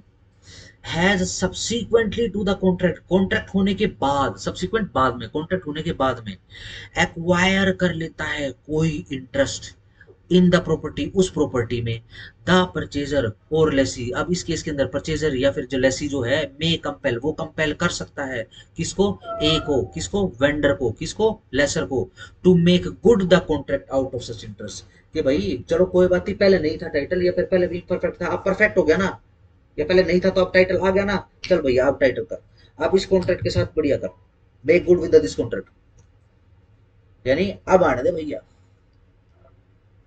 है ना, कल को और रोड़े बने, ठीक है ना। क्योंकि ऐसा भी तो हो सकता है, बहुत सारे केसेस ऐसे भी होते हैं, ठीक है ना। अब ये क्यार था, इस क्यार के अंदर ए ने क्या करा, ये बेच दिया, ठीक है जी। बेचने के बाद जो है हुआ क्या, अब इम्परफेक्ट टाइटल चला गया उधर, या फिर कोई टाइटल नहीं गया उधर, ठीक है जी। ये लो जी, एफ खत्म हो गया। एफ खत्म होने के बाद जो है अगेन ये जो एकड़ है, अलॉन्ग विद इसका जितना भी इंटरेस्ट आएगा उसके साथ में ये एकड़ इसके नाम पे चढ़ गया, सही ना करवाए नाम, ये इंतकाल में इसका नाम चढ़ता रहेगा, कल को किए उसे, अगर बी ने आगे किसी को बेचनी है तो इसके पास तो टाइटल ही नहीं, ये क्या बेचेगा, है ना। कल को इसको कंस्ट्रक्शन करानी है, ये शहर के अंदर मौके की जगह है, इसको कंस्ट्रक्शन करानी है, इसको हॉस्पिटल बनाना है, स्कूल कॉलेज व्हाट्सएवर कुछ भी बनाना है, ठीक है। परमिशन वगैरह है, परमिशन के लिए बार बार ए को बुलाएगा, फिर जिसकी है उसकी वो परमिशन लेगा ना, है ना। एग्रीकल्चर लैंड को अगर कमर्शियल में, रेजिडेंशियल में कन्वर्ट कराना है तो ए को आएगा, तो ए को बुलाना पड़ेगा। अब परफेक्ट हो गया इसके पास टाइटल, या फिर अब टाइटल इसके पास आ चुका है, अब बी वापस आएगा इसकी तरफ, भैया आप मेरे को टाइटल दे दो, जो इसमें कमी पेशी थी ना वो ठीक कर, ठीक है ना। कैसे, ये स्पेसिफिक परफॉर्मेंस के सूट डल जाए, या फिर स्पेसिफिक रिलीफ क्लेम करने के लिए सूट डल जाएंगे। ये स्पेसिफिक रिलीफ का राइट किसके पास है, सिर्फ और सिर्फ परचेजर और लेसी के पास है। और सरकमस्टांशियली, ये एक सरकमस्टांस की बात कर रहे हैं, ए के अंदर after the contract the seller या फिर जो लेसर है एक्वायर्ड बेटर टाइटल या फिर गुड टाइटल, ठीक है ना। अब उसको देना पड़ेगा यही बेटर टाइटल, गुड टाइटल, आगे आगे। बी, जहां पर the concurrence of the other person is necessary, concurrence सहमति किसी दूसरे बंदे की नेसेसरी है, किस लिए, ताकि वैलिडेट किया जा सके किसको, टाइटल को। And they are bound to concur, और वो बाउंड है कॉन्कर करने के लिए, ठीक है जी, at the request of the vendor, vendor और लेसर की रिक्वेस्ट पर। द परचेजर और लेसी, परचेजर और लेसी क्या बोलेगा, मे कंपेल हिम, ए को बोल सकते हैं कि अरे भाई रुक जा, पहले प्रोक्योर कर ये वाली सहमतियां, ठीक है ना। एनओसी जाती है, ठीक है ना। ये हो सकता है लगभग लगभग सबकी फैमिली में हुआ हो, ठीक है ना।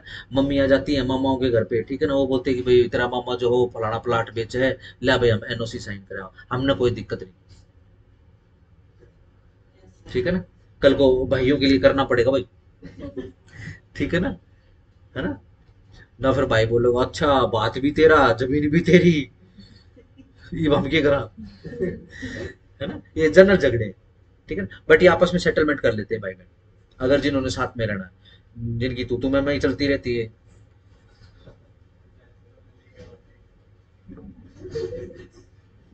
है ना, वो था ना वो महाभारत, वो भीम की एक वाइफ थी ना, हिडिंबा और हिडिंब, लड़ से हिडिंब और हिडिंबा की तरह हाँ लड़ाई हुई थी सर, वो आ गई लड़ाई हो रही मार है। दिया था फिर। हाँ ना, फिर उसके साथ शादी कर ली थी। वो भाई मार दिया था हम्म, ठीक तो है। मेरा क्या हो रहा था ना ना मार दिया था सर वो हाँ, मारा तो था बट उसके कारण ब्याह नहीं होता, या फिर ब्याह करने के लिए नहीं मारा था उसको। वो तो सर उन्होंने लगा था ना हाँ खाना है ना सब कुछ हाँ हाँ, वो खाते होते थे। हाँ, खान तो सर जो भी आई थी सर हमारे पास नहीं फिर वो इसने तो इसको तो ये लगा ना कि वाओ, कि ये तो बड़ा ही अच्छा दिख रहा है ना ये, चलो इसको खाने के लिए यूज नहीं करेंगे। सर उस कलर का भी तो था कि ना बर्बरी बर्बरी था मेरा बात कर इसका बेटा भी करके गया वो था सर गटोच करते हैं नाम था खाटू खाटू श्याम की बात कर रहे हो आप? हाँ बर्बरी खाटू श्याम होता है पोता, है सर घटोत्कच के लड़के को। यस सर बर्बरी सर हाँ हाँ सर ये नहीं हाँ, ऐसी ऐसी। अच्छा सर वो सर तीन हाँ वो ऐसा ऐसा ऐसा बोला जाता है, क्योंकि घटोत्कच का तो मतलब वो तो वीर गति को प्राप्त हो गए थे उसमें, ठीक है जी। तो हिडिंबा ने बेसिकली वो रोबोटिक्स के जरिए बनाया था, ऐसा कहा जाता है। हाँ, तभी तो अगर किसी का काट देगा जिंदा कहाँ बचेगा वो, ठीक है ना। खाटू श्याम में बेसिकली जो हुआ है ना, वहाँ पे ये निकला था, और अभी उसकी जैसे, भाई देखो सच्चाई तो हमें पता नहीं है, बहुत बड़ी बड़ी बातें हैं, ठीक है ना। सिर्फ सर निकला था, ठीक है ना, और क्या है कि वो रोबोटिक्स जैसा ज्यादा लग रहा था। ये जो आपको मंदिर में दिखाई देता है ना, ये उसका रेप्लिका है, ये ओरिजिनल नहीं है। ओरिजिनल पता नहीं कहाँ है, वो हो सकता है कि एक्वायर कर लिया हो, सरकार एक्वायर कर लेती, पता है ना।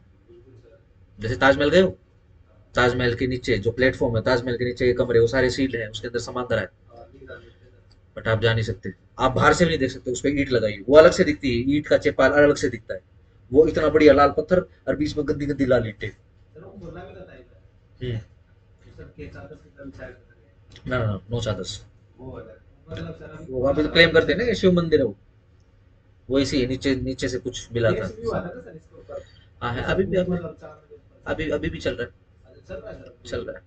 सब सब ऐसे ही है, अरे वो जो भी आई है सर जो अपने देश में कुछ नहीं बना पाए, वो यहाँ क्या बनाएंगे। चलो छोड़ो, जाने दो। देखो, कॉन्ट्रैक्ट होने के बाद, सॉरी, कॉन्कर यानी किसकी जरूरत है, कन्वीनियंस की जरूरत है, एनओसी करने की जरूरत है, ठीक है ना। तो परचेज और लेसर है, वो कंपेल कर सकते हैं प्रोक्योर करने के लिए, कि ला भाई प्रोक्योर अरेंज कर, बंदोबस्त कर किसका, उस कॉन्करेंस का। And when A convenience by other person is necessary, और अगर कोई कन्वीनियंस डीड जरूरी है, किसी दूसरे बंदे से नेसेसरी है वैलिडेट करने के लिए, किसको, टाइटल को, and they are bound to convey at the request of the vendor, और वो बंदे जो है वो बाउंड हो जाएंगे अगर वेंडर या फिर लेसर जो है रिक्वेस्ट कर ले उन बंदों से। द परचेजर और लेसी, अब इस केस के अंदर वो कंपेल करेंगे किसको, वेंडर और लेसर को, कि जा भाई वो कन्वेंस प्रोक्योर कर, कि ऐसा भाई ये जमीन तो खरीद लेंगे लेकिन तेरी बहनों का भी हिस्सा है, ठीक है, बुआओं का भी हिस्सा है, उनका कॉन्फ्रेंस लिया, उनकी सहमति लिया, उनकी एनओसी लिया, ठीक है ना। और वो बुआएं और वो बहनें कैसी हैं, अगर ये बंदा रिक्वेस्ट करेगा उनसे तो वो बाउंड हो जाएंगी एनओसी देने के लिए, बिना एनओसी के तो बिकेगा नहीं है, ठीक है ना। तो जो परचेजर या फिर जो लेसी है वो कंपेल कर सकता है उसको, कि जा भाई पहले better title, again better title लेंगे आप, ले तो हम लेंगे बट बेटर टाइटल होना चाहिए, या फिर टाइटल होना चाहिए, सीधी सिंपल सी बात। सर ऐसे अपनो एनओसी करवा रहे हैं सर साइट करवा रहे हैं तो सर उनके भी नाम है या वैसे ही सर जो रिक्वायरमेंट में प्रॉपर्टी हाँ, उनके नाम हो सकते हैं, ठीक है जी, उनका उसके अंदर हिस्सा हो सकता है, कोपासी प्रॉपर्टी हो सकती है उनकी, ठीक है जी, उनका नाम हो सकता है, जमाबंदियों में नाम हो सकता है उनका, ठीक है ना। उनकी अगेन नेसेसरी वर्ड लिखा हुआ है, उनकी कन्वेंस है तो कन्वेंस जरूरी है, और उनकी कॉन्करेंस है तो कॉन्करेंस जरूरी है, नेसेसरी है, ठीक है ना। दो चीजों की बात हो रही है, एक तो कन्वेंस डीड बनाने की बात हो रही है, एक एनओसी की बात हो रही है, एक कॉन्करेंस डीड, एक कन्वेंस डीड की बात हो रही है, ठीक हो गया। सी, जहां पर वेंडर प्रोफेस करता है कि वो सेल करेगा क्या, अनइंकम्बर्ड प्रॉपर्टी, भार मुक्त संपत्ति, ठीक है ना, कोई लोन लान ना है, बट द प्रॉपर्टी इज मॉर्गेज्ड, ठीक है जी, परंतु ये जो प्रॉपर्टी है वह मोर्गेज है फॉर एन अमाउंट, किसी अमाउंट से not exceeding the purchase money, परंतु वो परचेज मनी से ज्यादा अमाउंट के लिए बाउंड नहीं है। And the vendor has in fact only a right to redeem, और वेंडर के पास तो सिर्फ राइट टू रिडीम है। राइट टू रिडीम क्या, बैंक को बैंक के पैसे दे, ठीक है जी, और अपनी प्रॉपर्टी रिडीम करवा ले, छुटवा ले अपनी, ठीक है, सिर्फ वही राइट है। The purchaser may compel him to redeem the mortgage, पहले तो भाई तू रिडीम कर mortgage, and to obtain a valid discharge, और उसके बाद एक वैलिड डिस्चार्ज प्राप्त कर, ठीक है ना, and where necessary also a convenience from the mortgagee, ठीक है ना, और जहां पर जरूरी है तो कन्वीनियंस डीड जो है बनवा ले। अब जैसे कि सिंपल सा उदाहरण कर लेते हैं, ये जो ए बंदा था है ना, इसी को करेंगे, ये वाला ए बंदा, ठीक हो गया, चलो। अब ये ए बंदे ने अपनी प्रॉपर्टी मोर्गेज करके रखी हुई है बैंक के पास, ठीक हो गया, सही।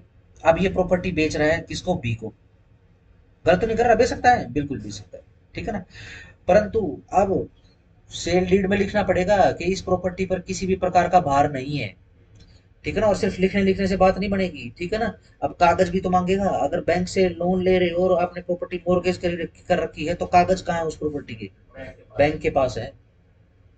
चलो सम हाउस उसने बैंक से जो 2 दिन की छुट्टी के लिए ले ली थी, ठीक है ना, छुटवा ली, वो क्या बोलते कागज छुटवा लिया, ठीक है ना, बी को पता नहीं, तो अब यहाँ पर बी की जिम्मेदारी आ जाएगी कि वो तहसील में चेक करवाए। तहसीलदार की भी ड्यूटी है, क्योंकि अगर इसमें तहसीलदार का भी नाम फंसेगा, भैया कैसे होगी ट्रांसफर, ये हो जाता है ना, ये रजिस्ट्रार के नाम फंस जाते हैं, ये एसडीएम वगैरह के एसडीओ वगैरह के नाम फंस जाते हैं। यूपी में तो हर 5वें 6ठे महीने की कहानी है, पैसे पकड़ते हुए आजकल तो जब भी वीडियो बन जाती है, ठीक हो गया ना, चलो। तो क्या बोलेगा, वो ये बोलेगा कि भाई पहले प्रॉपर्टी कागज, अनइनकम्बर्ड प्रॉपर्टी नहीं लूंगा मैं, सॉरी, मैं अनइनकम्बर्ड प्रॉपर्टी लूंगा, इनकम्बरेंसी नहीं होनी चाहिए उस प्रॉपर्टी में, बाहर नहीं होना चाहिए। तूने ऐसा ऐसा लिखा है, भविष्यवाणी करी है कि मैं अपना भार मुक्त संपत्ति बेच रहा हूं, तो ये भार वाली संपत्ति क्यों दे रहा हूं मुझे, यार ये तो सिर्फ मोर्गेज लोन है, लोन चुका देंगे, भाई तो पहले लोन चुका, बेच तो रही है ना, यानी पैसे तो मेरे से ही लेगा ना तू उसके, ठीक है ना, तो प्रॉपर्टी रिलीज करा, कागज रिलीज करा, और वो कागज लगाया, वो कागज रिलीज कराएगा प्लस बैंक से एनओसी लेगा। बैंक की एनओसी बहुत जरूरी है। बैंक क्या करता है, कई बार कागज तो दे देता है लेकिन एनओसी नहीं देता। अब वो क्या है, रिकॉर्ड पे जाके बसता रहता है, वो लोन है इस पे, लोन है इस प्रॉपर्टी पे, लोन है, लोन है, लोन है, ठीक है। बैंक से एनओसी निकलवा के अब वहां कानूनगो के पास जाओगे, वहां पे एक इस्तगासा लिखोगे, ठीक है ना, कि जी हमने लोन लिया था, लोन हमने चुका दिया है, ये लो, ये लोन सेटलमेंट या फिर रिडेम्पशन के जो है ये कागज ले लो, प्लस बैंक की एनओसी ले लो। अब कानून को जो है अकॉर्डिंगली उसी पटवारी को के ऑफिस में आपको भेज देगा और बोल देगा कि भाई इसका इंतकाल चढ़ा दे इसके नाम पे, वो जो इनकम्बरेंसी चढ़ा रखी है ना, अनइनकम्बर्ड कर दे उसको, बाहर कर दे, ठीक है ना, डीड का नाम एनओसी का नाम लिख लेगा, नंबर और डेट लिख लेगा, ठीक है जी, वहां पर चढ़ा देगा कि बाहर मुक्त हो गया। पहले वो कराएगा, ठीक है जी, फिर जो परचेजर या फिर जो लेसी है आगे अपने पास उसको ट्रांसफर कर लेगा।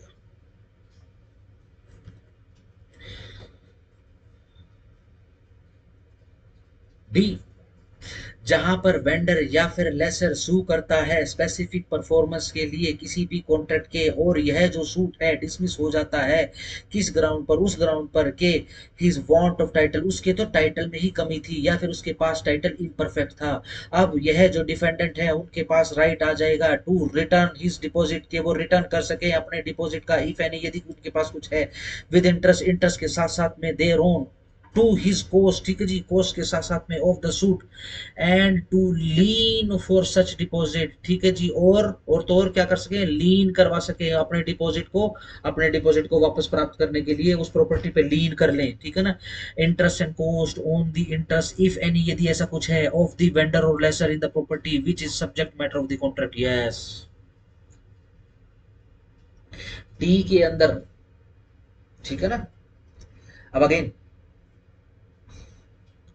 अगर देखो टाइटल लिखा हुआ है, करेक्टर लिखा हुआ है, कौन, वेंडर, लेसर, वो किस लिए सूट कर रहा है, स्पेसिफिक परफॉर्मेंस ऑफ कॉन्ट्रैक्ट के लिए, ठीक है ना। तो डिफेंडेंट होंगे इस सूट के अंदर, डिफेंडेंट्स का क्या नाम होगा, वेंडी और लेसी। ठीक हो गया, सही बात है। और ये सूट डिसमिस हो गया है, यह स्पेसिफिक परफॉर्मेंस का सूट डिसमिस हो गया है। तो अब जो डिफेंडेंट है यानी परचेजर और लेसी, या फिर वेंडी और लेसी, बोल दो वेंडी, ठीक हो गया। उसके पास, उनके पास राइट आ जाएगा, अगर वो चाहे तो अपने डिपॉजिट डिपॉजिट जो पैसे तो दे दिए थे ना उन्होंने, ठीक है ना, वो वापस प्राप्त कर ले, उसके ऊपर कॉस्ट भी लगवाए, उसके ऊपर इंटरेस्ट भी ले, अगर वो चाहे तो वो प्राप्त फरमा सकते हैं। और जब तक उनका डिपॉजिट नहीं मिल जाता तब तक उस प्रॉपर्टी पे लीन अख्तियार करके रखे, लीन का राइट होता है ना, राइट टू लीन। ठीक हो गया, ये उनके पास राइट है। चलो, अब मूवेबल प्रॉपर्टी कहां जाएगी। Number 2, the provision of subsection 1 shall also apply as far as may be to the contract for the sale or hire of movable property, underline sale or hire। Movable के लिए higher, immovable के लिए lease, ठीक है ना। जैसे taxi या फिर कैब हायर करते हो आप, लीज पे नहीं लेते। ठीक हो गया, ठीक है ना। कोई मकान है वो लीज पे लेते हो आप, कोई प्रॉपर्टी कोई खेत है वो लीज पे लेते हो, कोई इंडस्ट्री कोई प्लांट है वो लीज पे लेते हो आप, ठीक है ना। जैसे आईएमटी में जाओगे ना, आईएमटी में प्लॉट्स हैं 100 साल की लीज पे मिल रहे हैं, तो एक फिक्स प्राइस आपको देना पड़ेगा, ठीक है। अब तो जबरदस्त कंस्ट्रक्शन चल रही है वहां पे, तो मेरे मुझे तो ऐसा लगता है अगले 5 साल में पूरा शहर बन जाएगा अंदर, ठीक है जी। जो रोड दिखाई दे रहा है, रोड के उस तरफ एयरपोर्ट भी है। हाँ है, हाँ, बट फंक्शन नहीं है, ध्यान रखना, फंक्शनल नहीं है वो, बट पूरा एयरपोर्ट पूरा इंफ्रास्ट्रक्चर बनाया हुआ है। ये जो आउटर रिंग रोड है ना, आईएमटी इस तरफ, तो आईएमटी का अपना रिहायशी एरिया है, उस तरफ आप रोड से जाओगे ना, आपको ना ऐसे मिट्टी के ना ऐसे पठार से बनाए हुए, पठार से बनाए हुए। अच्छा, मारुति का है ये सारा का सारा, जिसपे बना हुआ है बेसिकली ये मारुति को दिया हुआ है, बट ये कल को अगर लेट से अगर बनाना पड़ेगा तो यहाँ पे एयरपोर्ट ही बनेगा। गाड़ियों के लिए इतने बड़े बड़े पठार बनाने की जरूरत नहीं, या तो ये फायर की रेंज हो सकती है, मैं मान लेता हूँ, ठीक है ना, या फिर हवाई जहाज के लिए। हाँ, गोलियां होती है ना, ठीक है ना, गोली इतनी से खाने वाली से लेकर खिलाने वाली, तो इतनी इतनी और इतनी बड़ी तक होती है गोली, ठीक है ना। और आज का तो बम भी आ गए, पता होगा ना, नया गोला बना लिया है इंडिया ने, जो टैंक से निकलता है,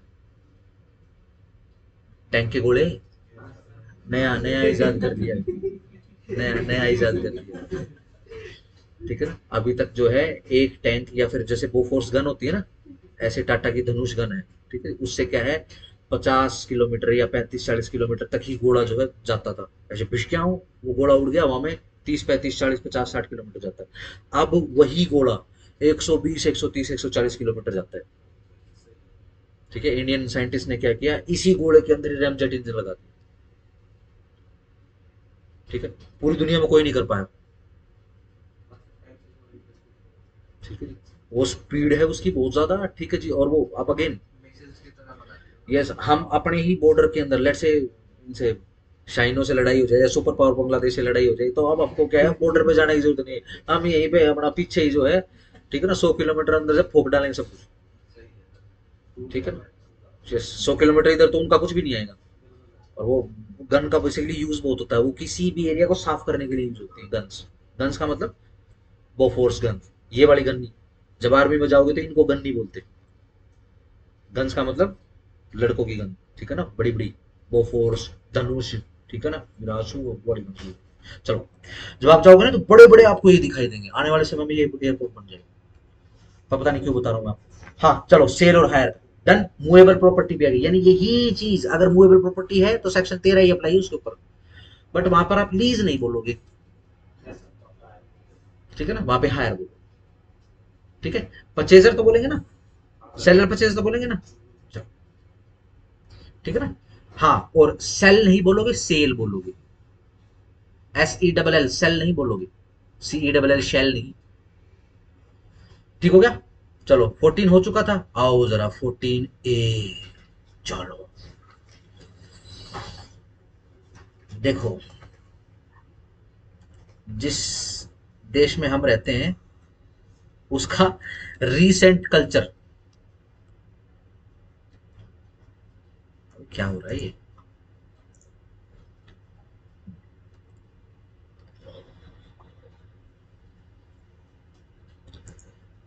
उस देश के कल्चर की बात कर लेते हैं। शिवाजी जयंती की बहुत बहुत मुबारक हो आपको। हाँ सर, हाँ, शिवाजी जयंती सर, कौन से सर? अरे शिवाजी, शिवाजी, हाँ, छत्रपति, सर छत्रपति। पूरा नाम वो तो महाराज है। पूरा नाम शिवाजी, टाइटल राजा शिवाजी, ठीक है ना? ठीक है ना? और इमोशंस के साथ छत्रपति शिवाजी, ये नाम ठीक है ना? चलो छत्रपति सर शिवाजी। लगा तो कल पाए कोई नहीं, हाँ, सर आपको नॉर्मली जाती सर आती हो नॉर्मल नॉर्मल तो शिवाजी अपना कोई सर क्या बताऊं नहीं। ठीक है, चलो देखो, देखो इस देश में क्या काम होते थे जो रिसेंटली तक होते रहे, ठीक है ना? जिसको रोकना बहुत जरूरी है, क्योंकि टारगेट क्या है? टारगेट है देश की डेवलपमेंट, ठीक है? सही। चलो, आपने बड़े ही लोगों को ज्ञान पेलते हुए सुना होगा, देखो सिंगापुर हमसे कितना पीछे था, सिंगापुर कितनी आगे निकल गया, चाइना हमसे कितना पीछे था, देखो कितनी आगे निकल गया है, मलेशिया को देख लो, ठीक है जी। और कुछ तो निखट्टू ऐसे श्रीलंका का भी नाम ले लेते हैं। एक तो बोल रहा था बांग्लादेश आगे निकल गया, ठीक है ना? अगेन प्रोपेगेंडा की कोई बात नहीं कर रहे, जो आंख से दिखाई दे रहा है उसकी बात करें, ठीक है? ये धोखा दे सकते हैं बहुत जल्दी, ठीक है ना? बट आंख ये तो अपनी है, ठीक है ना? दिख तो नहीं रहा। चलो, चलो चाइना के डेवलपमेंट मॉडल की बात कर लेते हैं। या फिर किसी भी देश को अगर डेवलप करना है तो उसको बेसिकली सबसे पहले क्या चीज जो है डेवलप करनी पड़ेगी? इकोनॉमी डेवलप, देश डेवलप हो गया।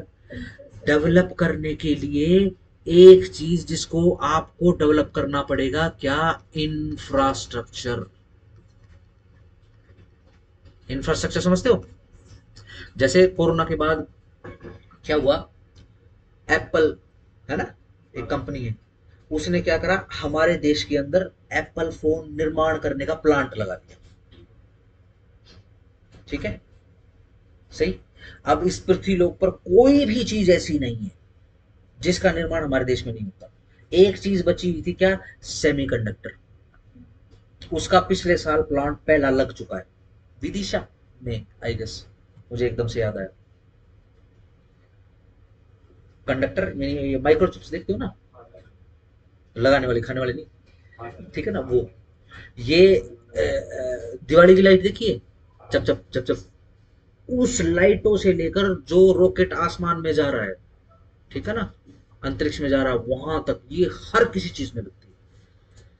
टॉयज, गैजेट्स, व्हीकल्स, ठीक है जी, और बड़े बड़े सॉफ्टवेयर, परम कंप्यूटर्स वगैरह सब किस चीज में लगता है। हमारे देश में सिर्फ इसी का निर्माण नहीं हो रहा। पिछले साल प्लांट लगा दिया ताइवान की सहायता से, ठीक है ना? अब थोड़े दिनों में आप देखोगे, ठीक है जी, अब क्योंकि अब देखा होगा ना, एआई आ गई, अब 6 महीने के अंदर एक नई चीज और आ गई, ये अब और स्पीड पकड़ लेगा ये चीज, ठीक हो गया? तो अब वो कैसे आ पाया, या फिर एप्पल का प्लांट यहाँ पे आ कैसे पाया, पहले क्यों नहीं आया? इसलिए आ पाया क्योंकि हम एप्पल कंपनी को उनके मन के मुताबिक इंफ्रास्ट्रक्चर दे पाए। अब एप्पल फोन है, एप्पल फोन की, वो एप्पल फोन को बनाने के लिए एक पर्टिकुलरली उन्नत, एक पर्टिकुलर लेवल का डेवलप्ड, ठीक है ना, टेक्निकल टेक्नोलॉजी से बना हुआ एक एक संसाधन, या क्या, एक इंडस्ट्री चाहिए, एक एरिया चाहिए। रोड पे तो नहीं बढ़ते ना आईफोन, ठीक हो गया ना? वो पर्टिकुलर वो चिप्स बनानी है, पर्टिकुलर वो स्क्रीन है, पर्टिकुलर वो सॉफ्टवेयर है, वो सब कुछ क्या है, एक जगह एक एरिया में अवेलेबल करवा दिया, ठीक है जी? उस एरिया को उस एरिया को डेवलप करवा दिया। ये देखो जी, ये इंडिया का नक्शा बना देता हूँ मैं, ठीक है ना? ये आराम आराम से बना देते हैं, ये छोटा सा बना देते हैं चिंटू देश, चलो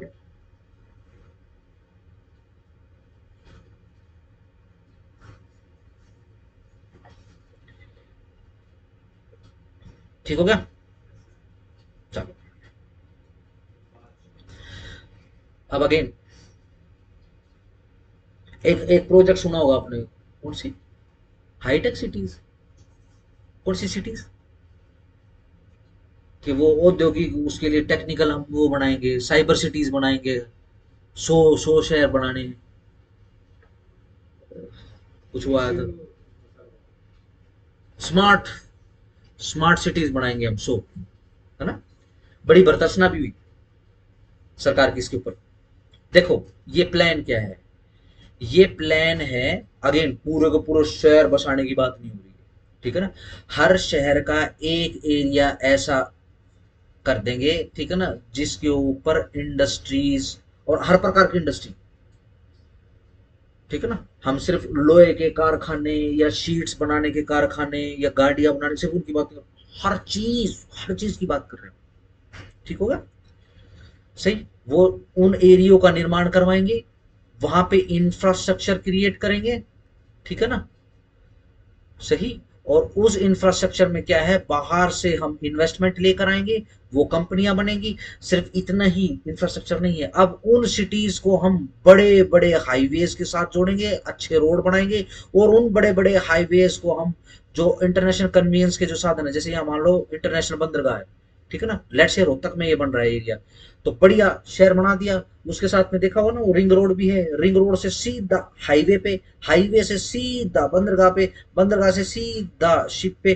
सीधा बाहर, तभी तो हो पाएगा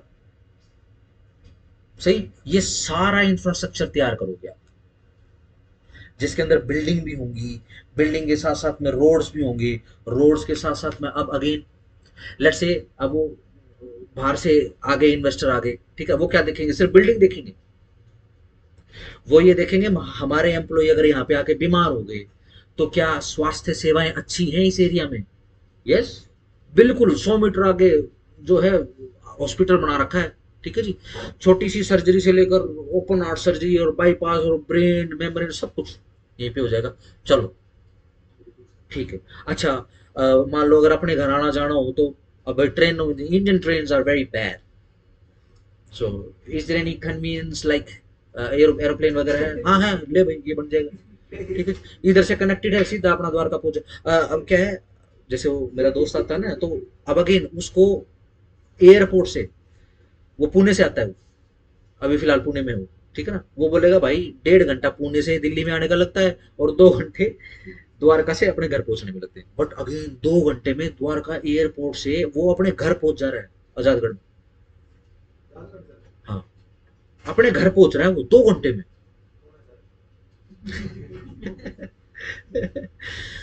ना ना, देखने लायक नहीं हो, ठीक है ना, वो अलग लेवल पे जा चुका है, ठीक है ना। वो आपकी माइंड की स्थिति भी बदल सकता है, आपको देख के लगेगा वाह, ठीक है ना, क्या रखा है फालतू के बर्तों में, नहीं, it doesn't believe in the God, आपके विचार बदल देगा, आपको पढ़ाई से हटा के, ठीक है ना, ठीक है ना। वो अंग्रेज है, वो पानी नहीं डालता, वो बर्फ डालता है, बस बिगाड़ देगा वो। और रवि को तो बिल्कुल नहीं बताऊंगा मैं। बस समझ गया था, ठीक है। सही, देखो ये सब कुछ ही जो है ये आपको खुद क्रिएट करना पड़ेगा, ये इसके लिए बाहर से नहीं आएगा कुछ, ठीक है। अब चाइना ने यह काम 1980 में शुरू कर दिया था, बड़े बड़े इंफ्रास्ट्रक्चर प्रोजेक्ट्स जो हैं वो लागू करे, ठीक है जी, बड़े बड़े रोड्स बनाए, ठीक है जी। और जो पुराने शहर थे उनके साथ साथ में एक्सटेंडेड सिटीज बनाई, जैसे हमारे देश में अब शुरू हुआ है, जैसे मोहाली है तो मोहाली एक्सटेंशन, मुंबई एक्सटेंशन, ये रोहतक एक्सटेंशन ही है। कल को आने कोई कोई मंत्री वगैरह है, वो बोलते हैं कि भाई चलो भाई ठीक है, आगे 1000 एकड़ और एक्वायर कर लो, रोहतक एक्सटेंडेड एक्सटेंशन बना दो, ठीक है ना, वो बन जाएगा, ठीक है जी। अब ये क्या है, ये कनेक्टेड है और बहुत तेज कम्युनिकेशन के साथ कनेक्टेड है। बड़े बड़े जो है प्लांट बनाए, ठीक है ना, बड़े बड़े एरियाज जो है डिसाइड कर दिए। मान लो अगर कोई स्पेस इंडस्ट्री आएगी तो भैया इस एरिया में लेके आएंगे, तो स्पेस के हिसाब से वो बना दिया सारा का सारा। एविएशन इंडस्ट्री इस एरिया में लेके आएंगे, ठीक है ना। वो जो आर्सेनल इंडस्ट्री है वो इस एरिया में लेके आएंगे। पता होगा ना, क्लैशनिकोव की फैक्ट्री लग चुकी है अब हमारे देश में ही, क्लैशनिकोव 107 आ चुकी है, वो यहीं पे प्रोडक्शन होता है। 47, 74 और 107 है, पता नहीं 100, 106 है, 106 है शायद, ठीक है जी, दुनिया की सबसे खतरनाक राइफल हो, ठीक है जी। अब अगेन, अब वो बनानी है तो टेस्ट भी करनी पड़ेगी, फिर उसकी टेस्टिंग रेंज भी बनानी पड़ेगी, ठीक है जी। अब वो बारूद बनाना है तो वो बारूद की निर्माण भी यहीं से होगा, ठीक है ना। अब वो शेल है तो शेल बनाना और वो पूरा उत्पादन भी यहीं से शुरू हो जाएगा, क्योंकि वो पता होगा ना क्या कौन सी धातु होती है जो कारतूस जिससे बनते हैं। पीतल, हाँ, मिक्स अलॉय होता है, पीतल और तांबा मिक्स होता है वो, ठीक हो गया, डन, सिंपल। हाँ, वो बोलते पीतल भर जाएंगे। वो जो मेन गोली होती है ना, देखो कार्ट्रेज के अंदर गोली फंसी होती है, उस कार्ट्रेज के अंदर बारूद होता है, बारूद बहुत तेज गति से जलता है, और क्योंकि वो बैरल के अंदर है वो, ठीक है ना, तो वो गन जो है, वो गन कह रहा हूँ, ये जो उसके आगे गोली है, ठीक है ना, ये फिर ऐसे शूट होती है, ठीक है ना। और वो कार्ट्रेज जो अंदर जो कारतूस है वो बाहर निकल जाता है, देखा होगा ना ऐसे भिशका ऐसे कुछ चलता है, वो कार्ट्रेज है, वो कारतूस है खाली फुका हुआ, ठीक है ना, गोली आगे निकल गई। ये सब कुछ यहीं पे ही करना पड़ेगा। मतलब सर गोली थोड़ी सी होती है बिल्कुल। हाँ, गोली छोटी सी होती है। वो नहीं होती सर, जो सेल सब दिखता है। हाँ ना, पूरी नहीं होती, वो मूवी में पूरी गोली निकलती हाँ है, वो ऐसा सर ऐसा वो पूरी दिखा दे। ना, ऐसा ऐसा नहीं होता, ठीक है ना। कार्ट्रेज होता है, ठीक है ना, कार्ट्रेज वहीं रह जाता है, ठीक है ना। और गोली जो प्रोजेक्टाइल, बेसिकली इसको इंग्लिश में बोलते हैं प्रोजेक्टाइल, अब वो आगे जा रहा है, उसकी पर्टिकुलर शेप होती है, ठीक हो गया। हाँ, वो छोटी बड़ी हो सकती है, ठीक हो गया ना। जैसे जो बड़ी गन्स हैं, स्नाइपर राइफल्स हैं जो 3-3 किलोमीटर दूर उड़ा देती हैं, जिनकी जिनके कारतूस इतने बड़े बड़े होते हैं, ठीक है ना, उसके ऊपर इतनी गोली होती है, ठीक है जी। और इतनी पावर होती है उसके अंदर के, अब जैसे लगे तो वो, मतलब जैसे मूवीज में दिखाते हैं ना, छेद हो गया है ना, ऐसा नहीं, देवल बोलेगा हाँ ना, नहीं तो गलत हो गया, और वो बोलेगा हाँ गोली लग गई, हाँ ठीक, ऐसा नहीं है, वो बचेगा ही नहीं, हाथ अलग हो जाएगा, ये अलग हो जाएगा, फट जाएगा आदमी, ठीक हो गया। तो ये चाइना ने क्या करा, ये सब कुछ अपना इंफ्रास्ट्रक्चर क्रिएट किया, ठीक है ना। और फिर उनका प्रधानमंत्री एक समय, उनका प्रधानमंत्री या फिर उनका प्रेसिडेंट बेसिकली, ठीक है ना। अरे ये जो देखोगे शी जिनपिंग कितने समय से बैठा हुआ है, और अभी भी यही रहने वाला है, ठीक है। कोरोना कोरोना सब कुछ लड़ दिया, इसका कुछ नहीं होता, ठीक है ना। पता होगा ना सांप का खून पीते हैं, नहीं पता, वो सर पता है।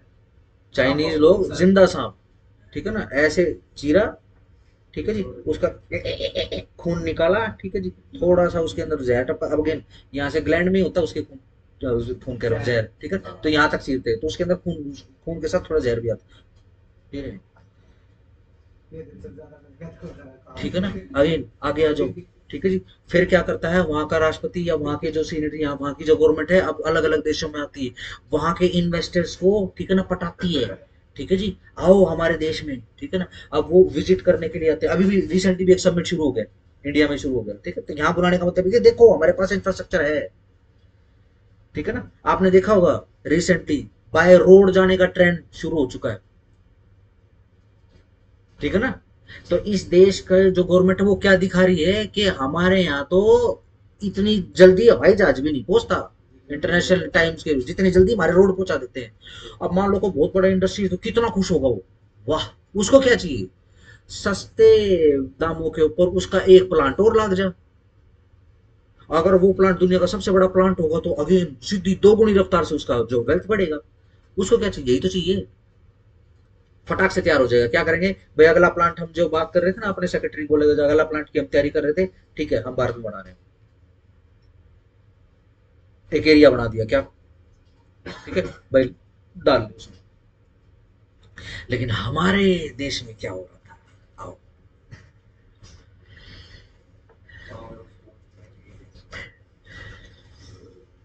कोर्ट, ये यूट्यूब पे या फिर गूगल पे सर्च करोगे ना, निरी कोटेशन मिलेंगी आपको कि इस देश की डेवलपमेंट में सबसे बड़ा रोड़ा क्या है, खुद इस देश की जुडिशरी,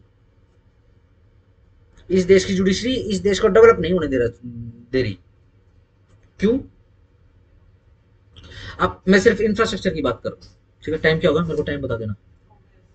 हो गया, चलो मैं बस आपको छोड़ रहा हूँ।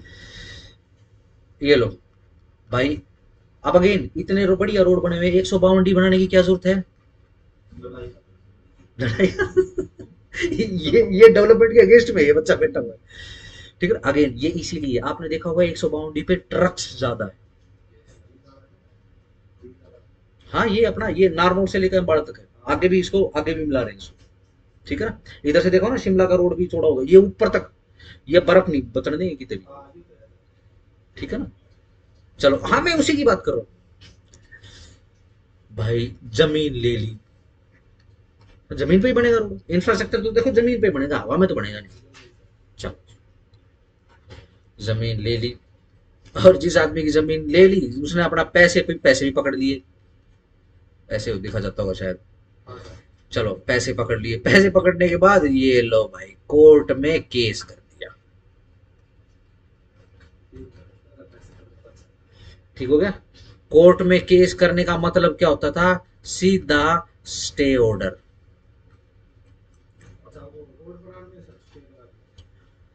सिविल कोर्ट में केस जाएगा, सबसे पहले स्टे की एप्लीकेशन पे सुनवाई होगी। कोर्ट क्या सोचेगा? अब अगेन देखो कोर्ट का सिस्टम क्या है, कोर्ट को तो ये सोचना है कि जिस प्लेंटिफ ने ये प्लेंट डाली है क्या उसको इरिपेरेबल लॉस हो रहा है क्या, अगर इसको स्टे का ऑर्डर नहीं दिया। हाँ भाई हो रहा है, उसकी तो जमीन चली जाएगी, ठीक है ना, फिर तो रिपेयर करके नहीं देंगे। कोर्ट ने आए देखा ना बाएं ना बाएं ना शाएं, ठीक है जी, उसी समय स्टे का ऑर्डर कर दिया। अब भाई स्टे का ऑर्डर हटेगा कि नहीं हटेगा, ये केस होगा, फैसला नहीं होगा, 1 साल 2 साल 3 साल 4 साल 5 साल 6 साल, ठीक है जी। हार फिर के नेक्स्ट गवर्नमेंट आती है और उस प्रोजेक्ट को ही कैंसिल कर देती है, ठीक हो गया। धीरे धीरे धीरे धीरे सरकार के, क्योंकि पैसे तो बांट चुकी सरकार, धीरे धीरे सरकार का खजाना खाली, डेवलपमेंट खत्म। सही। बक्सर में, बक्सर जिला है, ठीक है जी। ये जो नक्सल एरिया है ना अपना, ये नक्सलबाड़ी बोलते हैं जिसको, इसके अंदर मध्य प्रदेश, झारखंड, छत्तीसगढ़ और अपना ये तेलंगाना और महाराष्ट्र का एरिया आता है, ठीक है जी। वहाँ है बक्सर, उसके अंदर बेसिकली तो छत्तीसगढ़ के अंदर बक्सर, या झारखंड के अंदर, ऐसे ही देख लेना। तो पहले उस एरिया को खाली करवाया, किससे? माओवादियों से, नक्सलवादियों से, ठीक है जी। उसके बाद सड़क बनी, सड़क बनने के बाद जब बस पहुंची उस एरिया में, तो उस एरिया के सारे लोग उस बस की आरती उतार रहे थे, ये न्यूज चली थी। वो पहली बस थी जो उस एरिया में कभी गई। हाँ बस, सार्वजनिक बस, पब्लिक बस, क्योंकि ये क्या करते थे, दृष्टिया, वो हिडमा की एक वो पिल्ली आई थी ना, हमें वो बोल रही थी देखो जो हिडमा ने डेवलपमेंट का मॉडल लगाया था, डुकी चरकी क्या डेवलपमेंट का मॉडल था, जो बाहर का आएगा उसको मार देती थी गोली। हिडमा का एग्रीकल्चर सिस्टम, अबे अजीब है, पान के पत्तों के, तंबाकू के पत्तों के अलावा कोई खेती नहीं होती, सिस्टम, ठीक है ना। तो इस देश में एक बीमारी शुरू हो जाती है, क्या? कोई भी प्रोजेक्ट बनता है तो यहाँ वहां से, अब क्या है भाई देखो, एक गवर्नमेंट के अंदर प्रोजेक्ट आया तो भाई वह गवर्नमेंट एक लिखा, हमें तो कुछ नहीं मिलेगा, तो हम क्या करेंगे, हम फिर आंदोलन कर जाएंगे, ठीक है जी। हैं, सामने वाली पार्टी क्या